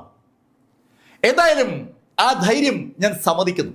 അങ്ങനെ പറഞ്ഞിട്ട് അയാൾ അകത്തേക്ക് നടക്കുമ്പോൾ അയാൾ മാർക്ക് ഫെല്ലറെ കണ്ടു. മാക്സ് മാർക്ക് ഫെല്ലർക്ക് നേരെ നടക്കുമ്പോൾ റോജർ അവന്റെ അച്ഛനോട് പറഞ്ഞു, അച്ഛാ, ഇതാണ് മാർക്ക് ഫെല്ലർ, ഇവരാണ് പ്രശ്നം ഉണ്ടാക്കുന്നത്. മാർക്ക് ഫെല്ലർ എന്ന വാക്ക് കേട്ടതും ശരിക്കും മുന്നോട്ട് നടക്കുന്ന ആ ഹൂസൺ മാക്സ് പെട്ടെന്ന് നിന്നുപോയി. അയാൾ ശരിക്കും സ്തംഭിച്ചു പോയി എന്ന് പറയാം. അയാളുടെ ആ അമ്പരപ്പ് ശ്രദ്ധിച്ച മാർക്ക് ഫെല്ലർ മാക്സിനോട് ചോദിച്ചു, ഏയ്, നീ എങ്ങനെയാ ഹോളി ഫെയ്ത്ത് നിന്ന് രക്ഷപ്പെട്ടത്? ഞാൻ അവിടെയുള്ള മുഴുവൻ ആളുകളെയും കൊന്നൊടുക്കിയതാണല്ലോ. മാർക്ക് ഫെല്ലറുടെ ആ ഡയലോഗ് കൂടെ കേട്ടതും മാക്സ് വിറച്ചുകൊണ്ട് താഴെ വീണു. അവൻ മാർക്കിനോട് പറഞ്ഞു, ഞാൻ ആ സമയത്ത് അവിടെ ഉണ്ടായിരുന്നില്ല. തന്റെ അച്ഛൻ പെട്ടെന്ന് തറയിൽ വീണ കാഴ്ച കണ്ട റോജർ അവന്റെ അച്ഛനോട് പറഞ്ഞു, അച്ഛാ, എന്താ ഇത്? അച്ഛാ, ഇവനാണ് കുഴപ്പക്കാരൻ, ഇവനെ തീർക്ക്. റോജർ അത് പറഞ്ഞതും തറയിൽ വീണ മാക്സ് ചാടി എഴുന്നേറ്റ് റോജർ ഒരൊറ്റയാടി. വായടക്കടാ, അച്ഛാ, അച്ഛാ, എന്താ ഇത്? അങ്ങനെ റോജർ വീണ്ടും ചോദിച്ചതും മാക്സ് റോജറോട് പറഞ്ഞു, നീ മുട്ടുകുത്തി മാപ്പോറേ, അച്ഛാ, നീ മുട്ടുകുത്തടാ. അങ്ങനെ പറഞ്ഞുകൊണ്ട് മാക്സ് ബലമായി റോജറെ പിടിച്ച് മുട്ടുകുത്തിച്ചു. അയാളും മുട്ടുകുത്തി. ഈ കാഴ്ച വല്ലാത്തൊരു അമ്പരപ്പോട് കണ്ടുകൊണ്ട് നിൽക്കുകയാണ് സാക്ഷാൽ മിസ് യാങ്. അവർക്ക് വിശ്വസിക്കാൻ പറ്റാത്ത ഒരു കാര്യമാണ് സംഭവിക്കുന്നത്. ഹോളി ഫെയ്ത്തിന്റെ ആ മേഖലയിലെ ലീഡറാണ് ഹൂസൺ മാക്സ്. ആ ഹൂസൺ മാക്സും അയാളുടെ മകൻ ഹൂസൺ റോജറും ഇതാ മാർക്ക് ഫെല്ലർക്ക് മുന്നിൽ മുട്ടുകുത്തി നിൽക്കുകയാണ്. മുട്ടുകുത്തിക്കുന്ന ഹൂസൺ മാക്സ് മാർക്കിനോട് പറഞ്ഞു, മാർക്ക്, പ്ലീസ് ക്ഷമിക്കണം, ഞങ്ങൾ വെറുതെ വിടണം. ഏയ് മിസ്റ്റർ ഹൂസ്റ്റൺ, നിങ്ങൾക്ക് ഞാൻ നൽകിയ സമയം 1 മണിക്കൂറാണ്. ഇപ്പോ 1 മണിക്കൂറും കഴിഞ്ഞ് 5 മിനിറ്റുമായി. നിങ്ങൾ 5 മിനിറ്റ് ലേറ്റാണ്. ആളുകൾ ലേറ്റ് ആകുന്നത് എനിക്ക് തീരെ ഇഷ്ടമല്ല. അങ്ങനെ പറഞ്ഞിട്ട് മാർക്ക് ഫെല്ലർ കൈ ഉയർത്തി ഒരു അറ്റിയാടി. റോജറിന്റെ തലയിലാണ് ആ കൈ പതിച്ചത്. റോജറിന്റെ തൊട്ടടുത്തിരിക്കുന്ന മാക്സ് ശരിക്കും വിറച്ചുപോയി എന്ന് പറയാം. റോജർ ആ നിമിഷത്തിൽ വെറും മാംസകഷ്ണങ്ങളായി മാറി. തൻ്റെ മകനെ ഒറ്റ കൈകൊണ്ട് മാർക്ക് ഫെല്ലർ അടിച്ചു കൊന്ന ആ കാഴ്ച വലത്തൊരു വിറയലൂടെയും ഞെട്ടലൂടെയാണ് ഹൂസൺ മാക്സെ കണ്ടത്. ഈ നിമിഷത്തിൽ മിസ് യാങ് അറിയാതെ അവിടെ വാ പൊത്തിപ്പോവുകയാണ്. അവൾ ഒരിക്കലും പ്രതീക്ഷിക്കാത്ത ഒരു കാര്യമാണ് സംഭവിച്ചിരിക്കുന്നത്. ഒണാനുള്ള ഹൂസൺ റോജർ ഇതാ വെറും മാംസകഷ്ണങ്ങളായി മാറിയിരിക്കുന്നു. അവളെ കഴിഞ്ഞ 2 കൊല്ലമായി നിരന്തരം വേട്ടയാടിയിരുന്ന ആ റോജറാണ് അവസാനിച്ചിരിക്കുന്നത്. അമ്പരന്ന് വാ പൊത്തിപ്പൊടിച്ച് നിൽക്കുന്ന മിസ് യാങ് ആ നിമിഷത്തിലാണ് മാർക്കിന്റെ വാചകം കേൾക്കുന്നത്. മിസ്റ്റർ ഹൂസൺ മാക്സ്, നിങ്ങൾ ചെയ്യാൻ പാടില്ലാത്ത കാര്യമാണ് ചെയ്തത്. മിസ് യാങ് പൈറോയിലെ അറിയപ്പെടുന്ന ആർട്ടിസ്റ്റാണ്. കോടിക്കണക്കിന് ആളുകൾ ആരാധിക്കുന്ന നടിയാണ്. അവരെയാണ് നീ ഈ 2 കൊല്ലവും ശല്യം ചെയ്തത്. അത് അനുവദിക്കാൻ പറ്റില്ല. ഹൂസ്റ്റൺ മാക്സിന് എന്തെങ്കിലും പറയാൻ കഴിയുമ്പോൾ മാർക്കിന്റെ ഇടത് കൈ ഒന്നുകൊന്ന് ചലിച്ചു. ഹൂസ്റ്റൺ ആ നിമിഷത്തിൽ വെറും കഷ്ണങ്ങളായി മാറി. ഹൂസ്റ്റൺ ആ നിമിഷത്തിനെ തല തകർന്ന് കൊല്ലപ്പെടുകയാണ്. മാർക്കിന് ആളുകളെ കൊല്ലാൻ ഒരു മടിയുമില്ല എന്ന് ഒരിക്കൽ കൂടി വിളിച്ചു പറയുന്ന ഒരു രംഗം. അങ്ങനെയാണ് മീശ ആ കാഴ്ചയെ ഉൾക്കൊള്ളുന്നത്. സ്തംഭിച്ച് എന്നിട്ട് കണ്ണടച്ച് നിൽക്കുകയാണ് ഇപ്പോ സാക്ഷാൽ മിസ് യാങ്. അത് മനസ്സിലാക്കിയ മാർക്ക് ഫെല്ലർ അയാളുടെ വലത് കൈ ഒന്ന് ഉയർത്തി. വലത് കൈ ഉയർത്തിയതും അതിനകത്തൊരു ഫ്ലെയിം പ്രത്യക്ഷപ്പെട്ടു. ശരിക്കും ഒരു പർപ്പിൾ ഫ്ലെയിം. ആ പർപ്പിൾ ഫ്ലെയിം മാർക്ക് തിരിച്ചു പിടിച്ചതും ആ 2 ബോഡികളും പെട്ടെന്ന് അപ്രത്യക്ഷമായി. നേരത്തെ മിസ് യാങ് അകത്തേക്ക് പോയിരുന്നപ്പോൾ കൊല്ലപ്പെട്ടിരുന്ന ആ 2 ബോഡി ഗാർഡുകളെയും മാർക്ക് അതുപോലെ അവിടുന്ന് കരിച്ചു കളഞ്ഞിരുന്നു. പക്ഷെ അത് എന്തുകൊണ്ടോ മിസ് യാങ്ങിന്റെ ശ്രദ്ധയപ്പെട്ടിരുന്നില്ല. ഇപ്പോഴാണ് അവർ ആ കാഴ്ച കാണുന്നത്. വിശ്വസിക്കണോ വേണ്ടയോ എന്നുള്ള ഒരു അമ്പരപ്പ് മിസ് യാങ്ങിന്റെ കണ്ണുകളിലുണ്ട്. മാർക്ക് മിസ് യാങ്ങിനോട് പറഞ്ഞു, മിസ് യാങ്, ഞങ്ങൾക്ക് ഇവിടെ ഇരിക്കാൻ ഇനി സമയമില്ല. എന്തെങ്കിലും ആവശ്യമുണ്ടെങ്കിൽ എന്നെ കോൺടാക്ട് ചെയ്യാം. ഇനി ഒരു പ്രശ്നവും വരത്തില്ല. നേരത്തെ ഞാൻ പറഞ്ഞല്ലോ, ഇവിടുത്തെ പുതിയ സംഘടനയുടെ പേര് ഹെവൻ ഗേറ്റ് ആണ്. അതിൽ തലവൻ ഞാനാണ്. അതുകൊണ്ട് ഇനി ഒരു പ്രശ്നവും മിസ് യാങ്ങിന് ഉണ്ടാവില്ല. അച്ഛനെയും കുടുംബാംഗങ്ങളെയും ഇവിടെ കൊണ്ട് താമസിപ്പിക്കുകയോ മിസ് യാങ്ങിന് അങ്ങോട്ട് പോവുകയോ ചെയ്യും. അങ്ങനെ മിസ് യാങ്ങിനോട് യാത്ര പറഞ്ഞ് മാർക്ക് ഫെല്ലറും മീശയും കൂടി എയർപോർട്ടിലേക്ക് തിരിച്ചു. ഈ സമയത്ത് ജിങ്ദു മാർഷൽ ആർട്സ് അക്കാഡമിയിൽ ബ്ലാക്കിക്ക് അടുത്തിരിക്കുകയാണ് സാക്ഷൽ ഗ്രാനി ക്വിൻ. അവർക്ക് ബോധം തിരിച്ചു കിട്ടിയിട്ടുണ്ട്. ശരിക്കും അവരെ ആരോഗ്യം വീണ്ടെടുത്ത് കഴിഞ്ഞു. ബ്ലാക്കിയും അതുപോലെ തന്നെ. ഗ്രാനി ക്വിൻ ബ്ലാക്കിയോട് പറഞ്ഞു, ബ്ലാക്കി, ഒരു തോൽവി കൊണ്ടൊന്നും ഒന്നും ആവില്ല. നീ ഉറപ്പായി ആ മാർക്കിനെ തോൽപ്പിക്കണം. നിന്റെ ഹ്യൂമൻ രൂപം ഞാൻ വീണ്ടും സംഘടിപ്പിച്ചു തരാം. ഒരു ട്രാൻസ്ഫോർമേഷൻ പില്ല് ഉപയോഗിച്ചാണ് പെരുമ്പാമ്പായ ആ ബ്ലാക്കിയെ ഗ്രാനി ക്വിൻ കൺവേർട്ട് ചെയ്തത്. അതേ ട്രാൻസ്ഫോർമേഷൻ പില്ല് ഉപയോഗിച്ചാൽ വീണ്ടും ബ്ലാക്കിയെ കൺവേർട്ട് ചെയ്യാൻ പറ്റും. ബ്ലാക്കിയോടായി ഗ്രാനി ക്വിൻ അത് പറഞ്ഞതും ബ്ലാക്കി ഗ്രാനി ക്വിനോട് പറഞ്ഞു, ഗ്രാനി, ഉറപ്പായി ഞാൻ അവനെ തീർക്കും. ബ്ലാക്കി അത് പറയുമ്പോൾ ബ്ലാക്കിക്കും ഗ്രാനിക്കും ഒരു കാര്യം അറിയാം. മാർക്ക് ഫെല്ലർക്കൊപ്പമുള്ള ആ 2 രൂപങ്ങൾ, ആ ഡെഡ് ബോഡികൾ, അത് പ്രശ്നമാണ്. ശരിക്കും അബോധാവസ്ഥയിലേക്ക് കടക്കും മുമ്പ് തന്നെ ഗ്രാനി ക്വിൻ അവസാനമായി ഒരു കാഴ്ച കണ്ടിരുന്നു. അത് ആ 2 ഡെഡ് ബോഡികളെയും മാർക്കിന്റെ കൂടെയുള്ള ആ പെൺകുട്ടി നിയന്ത്രിക്കുന്ന കാഴ്ചയാണ്. ആ പെൺകുട്ടിയും ആ ഡെഡ് ബോഡികളും ഒരു ത്രട്ട് തന്നെയാണ്. ആ മൂവരെ കുറിച്ചും ആലോചിക്കുമ്പോൾ ഒരു ഭയം ഗ്രാനി ക്വിന് അനുഭവപ്പെടുന്നുണ്ട്. ശരിക്കും ബ്ലാക്കിക്കും ആ ഭയമുണ്ട്. ആ സംഭവം ഒഴിവാക്കിയാൽ മാർക്കിനെ നേരിടാൻ അവർക്കൊരു ബുദ്ധിമുട്ടുമില്ല. അത് ബ്ലാക്കിക്കും അറിയാം, ഗ്രാനി ക്വിനും അറിയാം. ആ ഡെഡ് ബോഡികളാണ് വിഷയം. അതുപോലെ വിഷയമാണ് ആ ഡെഡ് ബോഡികളെ നിയന്ത്രിക്കുന്ന ആ പെൺകുട്ടിയും. അവര് അങ്ങനെ സംസാരിച്ചുകൊണ്ടിരിക്കുമ്പോൾ ഗ്രാനി ക്വിനിന്റെ മൊബൈലിൽ ഒരു കോള് വന്നു. കോള് കണ്ടതും ഗ്രാനി ക്വിൻ ഫോൺ എടുത്തു. ആ ഫോണിൽ ഒരേ ഒരു വേർഡ് ഗ്രാനി ക്വിൻ കേട്ടുള്ളൂ, മീറ്റിംഗ്. അത്രയും പറഞ്ഞ് ഫോൺ കോൾ കട്ടായി. അവളുടെ ഹയറപ്സ് മീറ്റിംഗിന് അവളെ ഇൻവൈറ്റ് ചെയ്തിരിക്കുകയാണ്. അത് മനസ്സിലാക്കിയ ഗ്രാനി ക്വിൻ ബ്ലാക്കിയോട് യാത്ര പറഞ്ഞിട്ട് നേരെ ജിങ്ദു മാർഷൽ ആർട്സ് അസോസിയേഷനിലേക്ക് തിരിച്ചു. ജിങ്ദു മാർഷൽ ആർട്സ് അസോസിയേഷന്റെ ആ മീറ്റിംഗ് ഹാളിൽ ഗ്രാനി ക്വിൻ എത്തുമ്പോൾ അവിടെ സാക്ഷാൽ ഷിയ ഹാങ്ങും ഉണ്ട്. ഷിയ ഹാങ്ങും ഗ്രാനി ക്വിനും അവരുടെ കസേരകൾ ഉപവിഷ്ടരായതും മറുഭാഗത്ത് ആ 8 കസേരകളും ഒന്ന് പ്രകാശിച്ചു. ഏയ് ഗ്രാനി, ആർ യു ഓക്കെ? ഹയറപ്സ്, ഇപ്പൊ എനിക്ക് പ്രശ്നമൊന്നുമില്ല. ഓക്കെ ഗ്രാനി, ഞാൻ നിന്നെ ഇങ്ങോട്ട് വിളിപ്പിച്ചത് ആ മാർക്ക് ഫെല്ലറുടെ കാര്യം സംസാരിക്കാൻ വേണ്ടിയാണ്. ഞങ്ങൾ മാർക്ക് ഫെല്ലറുടെ ആ ഫൈറ്റിന്റെ വീഡിയോ പല ആവർത്തി കണ്ടു. ഇപ്പോ ഞങ്ങൾ കൂട്ടായി ചർച്ച ചെയ്ത് ഒരു തീരുമാനത്തിൽ എത്തിയിട്ടുണ്ട്. മാർക്കിനെ പിടികൂടുന്ന പോലെ തന്നെ പ്രാധാന്യമുള്ള ഒരു കാര്യമാണ് മാർക്കിന്റെ കൈവശമുള്ള ആ 2 ഡെഡ് ബോഡികളും ആ പെൺകുട്ടിയും. അതും നമുക്ക് വേണം. ഗ്രാനി, ആ 2 ഡെഡ് ബോഡിയും ആ പെൺകുട്ടിയും എത്രയും പെട്ടെന്ന് മാർക്കിന്റെ കയ്യിൽ നിന്ന് നീ ഇവിടെ എത്തിക്കണം. അത് കേട്ടതും ഗ്രാനി ക്വിൻ ഹയറപ്സിനോട് പറഞ്ഞു, ഹയറപ്സ്, അയ്യോ, അത് മാത്രം എന്നോട് പറയരുത്. അവർ ശരിക്കും ശക്തരാണ്. അവരെ നേരിടാൻ എന്നെ കൊണ്ട് പറ്റത്തില്ല. ഗ്രാനി, നീ ഒരു ശ്രമം നടത്തി നോക്ക്. നീ മാർക്ക് ഫെല്ലറെ കണ്ട് അത് നമുക്ക് ഹാൻഡ് ഓവർ ചെയ്യണമെന്ന് പറ. അങ്ങനെ പറയുമ്പോൾ സ്വാഭാവികമായിട്ടും അവൻ അവന്റെ ഡിമാൻഡ് വെക്കുമല്ലോ. നമുക്ക് പറ്റുന്ന ഡിമാൻഡ് ആണെങ്കിൽ ചെയ്തു കൊടുക്കാം. ഗ്രാനി ക്വിനിന് വളരെ വ്യക്തമായ ഒരു നിർദ്ദേശമാണ് ഹയറപ്സ് കൊടുത്തത്. അത് കേട്ടതും ഗ്രാനി ക്വിൻ അവരോട് പറഞ്ഞു, ഞാൻ മാർക്ക് ഫെല്ലറെ എന്തായാലും അവസാനിപ്പിക്കും. ബ്ലാക്കി മാർക്കിനെ അവസാനിപ്പിക്കുക തന്നെ ചെയ്യും.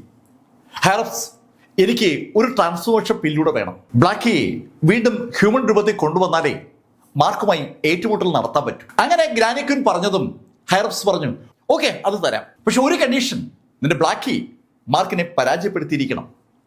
ഹയറപ്സ്, ബ്ലാക്കി ഉറപ്പായും മാർക്കിനെ പരാജയപ്പെടുത്തും. അക്കാര്യത്തിൽ എനിക്ക് സംശയമൊന്നുമില്ല.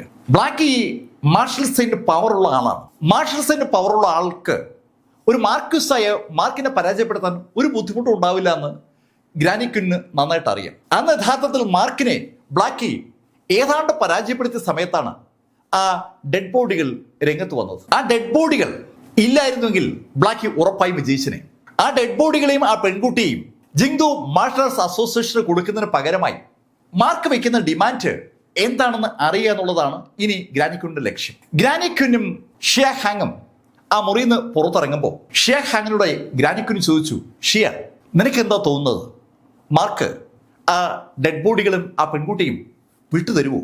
ഗ്രാനി, അങ്ങനെ ചോദിച്ചാൽ ഞാനിപ്പോൾ എന്താ പറയുക? അവന്റെ സ്വഭാവം അനുസരിച്ച് അവൻ വിട്ടുതരാനുള്ള ഒരു സാധ്യതയുമില്ല. അവൻ ആള് കുഴപ്പക്കാരനാണ്. ഗ്രാനി ശ്രദ്ധിക്കണം. ഗ്രാനിയുടെ ഒരു അഭ്യുദയകാംക്ഷിയാണ് താനെന്ന ശൈലിയിലാണ് ഷിയ ഹാങ് സംസാരിച്ചത്. ഈ സമയത്ത് മാർക്ക് ഫെല്ലറും മീശയും ന്യൂ സെലസിൽ ലാൻഡ് ചെയ്ത് കഴിഞ്ഞു. അവര് എയർപോർട്ടിൽ നിന്ന് മാർഷൽ ആർട്സ് അക്കാഡമിയുടെ പുറത്ത് അവർ വാടകയ്ക്ക് എടുത്തിട്ടുള്ള വീട്ടിലേക്കാണ് എത്തിയത്. അക്കാഡമിയിലേക്ക് പോകുന്നതിന് മുന്നേ അവർക്ക് ചില കാര്യങ്ങൾ ചെയ്യേണ്ടതുണ്ട്. ന്യൂ സെലസിൽ വരുമ്പോൾ താമസിക്കാനായി മാർക്ക് ഫെല്ലർ ഒരു വീട് വാടക എടുത്തിരിക്കുകയാണ്. അവിടേക്കാണ് മീശയും മാർക്കും കൂടി എത്തിയത്. അവിടെ എത്തിയ മാർക്കിന്റെ കയ്യിലുള്ള ആ ഗോൾഡൻ കവറൊക്കെ എടുത്ത് നിരത്തി വെക്കുകയാണ്. മാർക്കും മീശയും കൂടി ഇനി എന്താണ് വേണ്ടതെന്നാണ് പ്ലാൻ ചെയ്യുന്നത്. ബ്ലാക്കിയുമായിട്ടുള്ള ഫൈറ്റ് എത്രയും പെട്ടെന്ന് നടത്തണം. ബ്ലാക്കി ശരിക്കും ആരോഗ്യം വീണ്ടെടുത്തിട്ടുണ്ടെങ്കിലേ അത് നടക്കത്തുള്ളൂ. അതിനെക്കുറിച്ച് മാർക്കും മീശയും കൂടി സംസാരിച്ചുകൊണ്ടിരിക്കുമ്പോൾ അവിടേക്ക് സ്പെഷ്യൽ ഗ്രാനി ക്വീനും ടീമും വന്നു. പുറത്ത് ശബ്ദം കേട്ട മാർക്ക് പുറത്തേക്ക് വരുമ്പോൾ ഗ്രാനി ക്വീനും അനവധി ആളുകൾ അവിടെ നിൽക്കുകയാണ്. മാർക്കിനെ കണ്ടതും ഗ്രാനി ക്വീൻ മാർക്കിനോട് പറഞ്ഞു, മാർക്ക്, ഞാൻ പ്രശ്നമുണ്ടാക്കാൻ വന്നതല്ല.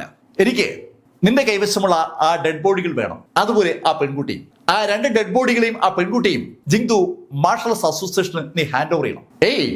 ഗ്രാനി, നിങ്ങളുടെ തലയ്ക്ക് ഒരു കുഴപ്പമൊന്നുമില്ലല്ലോ. മാർക്ക്, നീ എന്താ അങ്ങനെ ചോദിച്ചേ?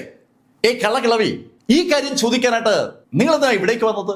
എന്റെ കൈവശമുള്ള സാധനം ഞാനെന്തിനാ നിങ്ങൾക്ക് തരുന്നത്? മാർക്ക്, ഇത് എനിക്ക് വേണ്ടിയല്ല, ജിങ്തു മാർഷൽ അസോസിയേഷൻ പറഞ്ഞിട്ട് ഞാൻ ഈ കാര്യം ചോദിക്കാൻ വന്നത്. ഏത് അസോസിയേഷൻ ആയാലും എനിക്കെന്ത്, എന്റെ കൈവശമുള്ള ഒരു കാര്യവും ഞാൻ തരത്തില്ല. അങ്ങനെ പറഞ്ഞിട്ട് മാർക്ക് ഫെല്ലർ 2 സ്റ്റെപ്പ് മുന്നോട്ട് വെച്ചപ്പോൾ ശരിക്കും ഒരു പ്രഷർ ഗ്രാനി ക്വീനിന് അനുഭവപ്പെട്ടു.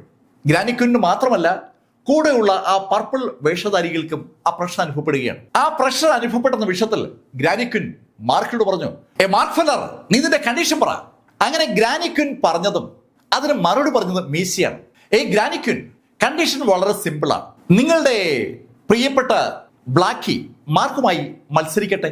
മാർക്കിനെ ബ്ലാക്കി തോൽപ്പിച്ചാൽ മാർക്ക് നിങ്ങൾക്ക് ഡെഡ് ബോഡിയും ആ പെൺകുട്ടിയും തരും. ബ്ലാക്കിയെ മാർക്ക് തോൽപ്പിച്ചാൽ നിങ്ങൾ പക്ഷേ എമിലി ബ്ലാക്കിനെ മാർക്കിന് വിട്ടുകൊടുക്കണം. സമ്മതമാണെങ്കിൽ നമുക്ക് കരാർ വയ്ക്കാം. സമയത്ത് ഇടപെടാനുള്ള മീശയുടെ അൺബിലീവബിൾ ആയിട്ടുള്ള ആ എബിലിറ്റി മീശ ഇതാ ഒരിക്കൽ കൂടി പുറത്തെടുക്കുകയാണ്. മീശ മുന്നോട്ട് വെച്ച ആവശ്യം കേട്ടതും മാർക്കിന്റെ ഉള്ളിൽ ഒരു ചിരിക്കിനെ പൊട്ടി വരികയാണ്. മീശ പറഞ്ഞ കാര്യം കേട്ടപ്പോ ഗ്രാനി ക്വീൻ ധൈര്യത്തോടെ മീശയോടും മാർക്കിനോടായി പറഞ്ഞു, അത്രേ ഉള്ളോ? അത് ഞാൻ സമ്മതിച്ചു. ബ്ലാക്കി, നിന്നെ തോൽപ്പിച്ചാൽ നീ ആ 2 ഡെഡ് ബോഡിയും ആ പെൺകുട്ടിയും ഞങ്ങൾക്ക് തരണം. സമ്മതിച്ചല്ലോ? സമ്മതിച്ചു.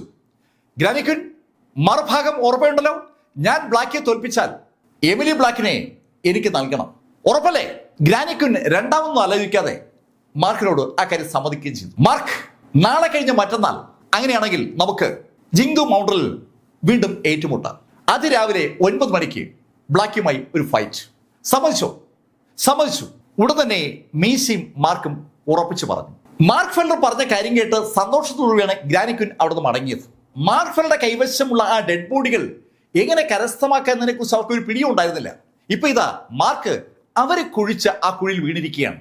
ബ്ലാക്കിക്ക് നിഷ്പ്രയാസം മാർക്കിന് തോൽപ്പിക്കാൻ പറ്റും. ആ കാര്യത്തിൽ ഗ്രാനി ക്വീനിന് ഒരു സംശയവുമില്ല. ഗ്രാനി ക്വീനും കൂട്ടരും പോയി കഴിഞ്ഞ് അല്പസമയം കഴിഞ്ഞതും മാർക്ക് ഫെല്ലറെയും മീശയും കാണാനായി 2 ആളുകൾ എത്തി. ഹെവൻലി സീക്രട്സിന്റെ പൗലിൻ മാസ്റ്ററും അയാളുടെ മകനുമാണ് സ്ഥലത്തെത്തിയത്. ആ 2 പേർക്കൊപ്പം അനവധി ആളുകളുമുണ്ട്. അവർ കുറെ പെട്ടികളുമായിട്ടാണ് വന്നിരിക്കുന്നത്. ആ പെട്ടികളിൽ ഒരുപാട് സമ്മാനങ്ങളുണ്ട്. ആ സമ്മാനങ്ങളൊക്കെ മാർക്കിന്റെ ആ വീടിന്റെ പൂമുഖത്ത് കൊണ്ടുവച്ച ഹെവൻലി സീക്രട്സിന്റെ പൗലിൻ മാസ്റ്റർ മാർക്കിനോട് പറഞ്ഞു, ക്ഷമിക്കണം, എന്റെ മകൻ മിസ്റ്റർ മാർക്ക് ഫെല്ലറോട് മോശമായി പെരുമാറി. അതിനുള്ള പ്രായച്ചിത്തമായി ഈ സമ്മാനങ്ങളെ കാണണം. ഹെവൻലി സീക്രട്സിന്റെ പൗലിൻ മാസ്റ്റർ ലൂമാൻ അങ്ങനെ പറഞ്ഞപ്പോ മാർക്ക് ഫെല്ലറും മീശയും അമ്പരപ്പോടെ ലൂമാനെ നോക്കുകയാണ്. മിസ്റ്റർ ലൂമാൻ, നിങ്ങളുടെ സ്നേഹാദരങ്ങൾക്ക് പ്രത്യേകം നന്ദി. നിങ്ങൾ വളച്ചുകെട്ടില്ലാതെ കാര്യം പറ. മാർക്ക് ഫെല്ലർ, നിങ്ങൾ അന്ന് ഞങ്ങളുടെ പവലിയനിലേക്ക് വന്നപ്പോൾ അവിടെ നിന്ന് ഒരു മാർഷൽ ആർട്ടിഫാക്റ്റ് എടുത്തിരുന്നു, ഒരു മോതിരം.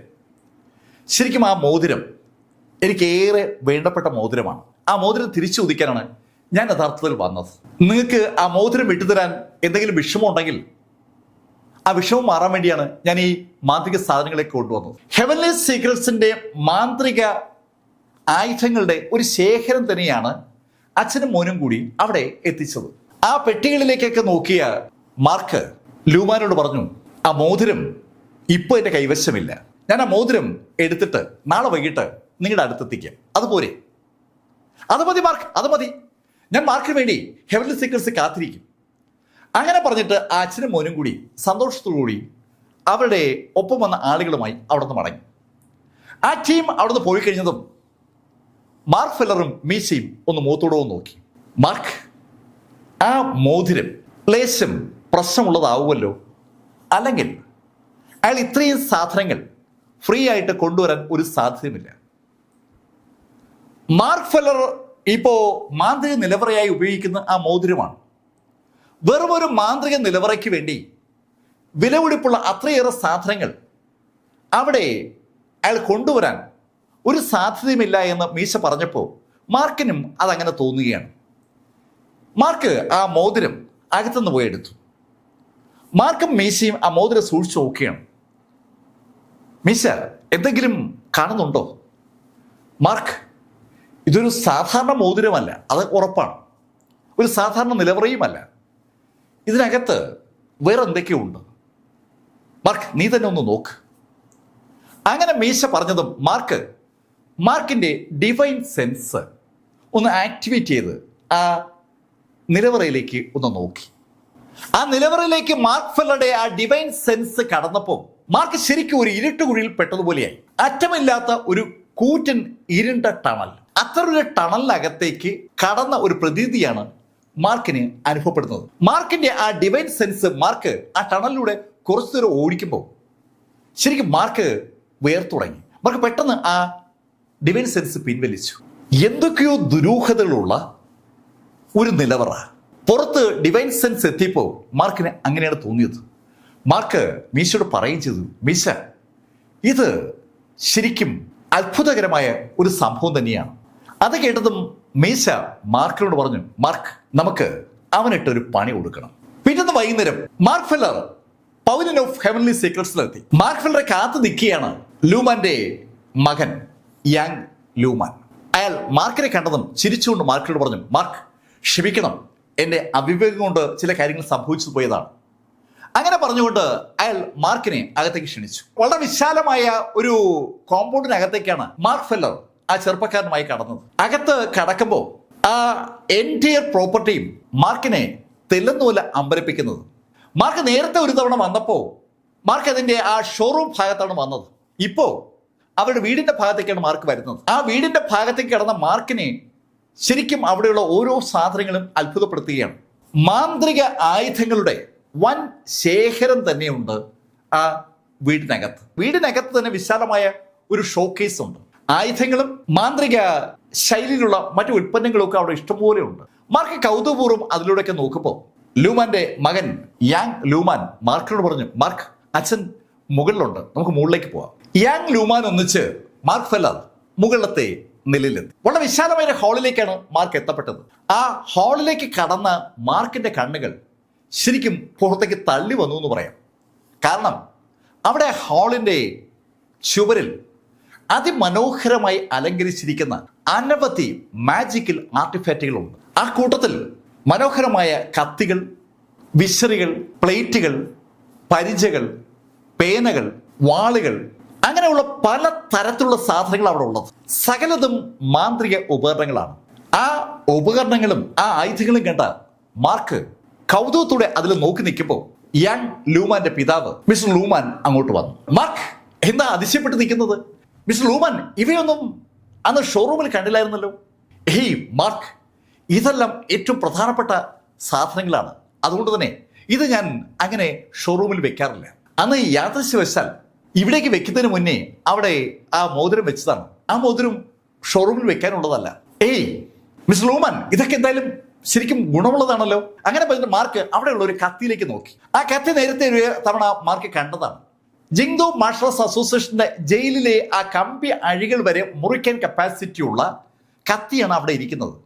മാർക്ക് ആ കത്തി നോക്കുന്ന കണ്ടതും ലൂമാൻ മാർക്കിനോട് പറഞ്ഞു, മാർക്ക്, വേണമെങ്കിൽ അത് എടുത്തോളൂ.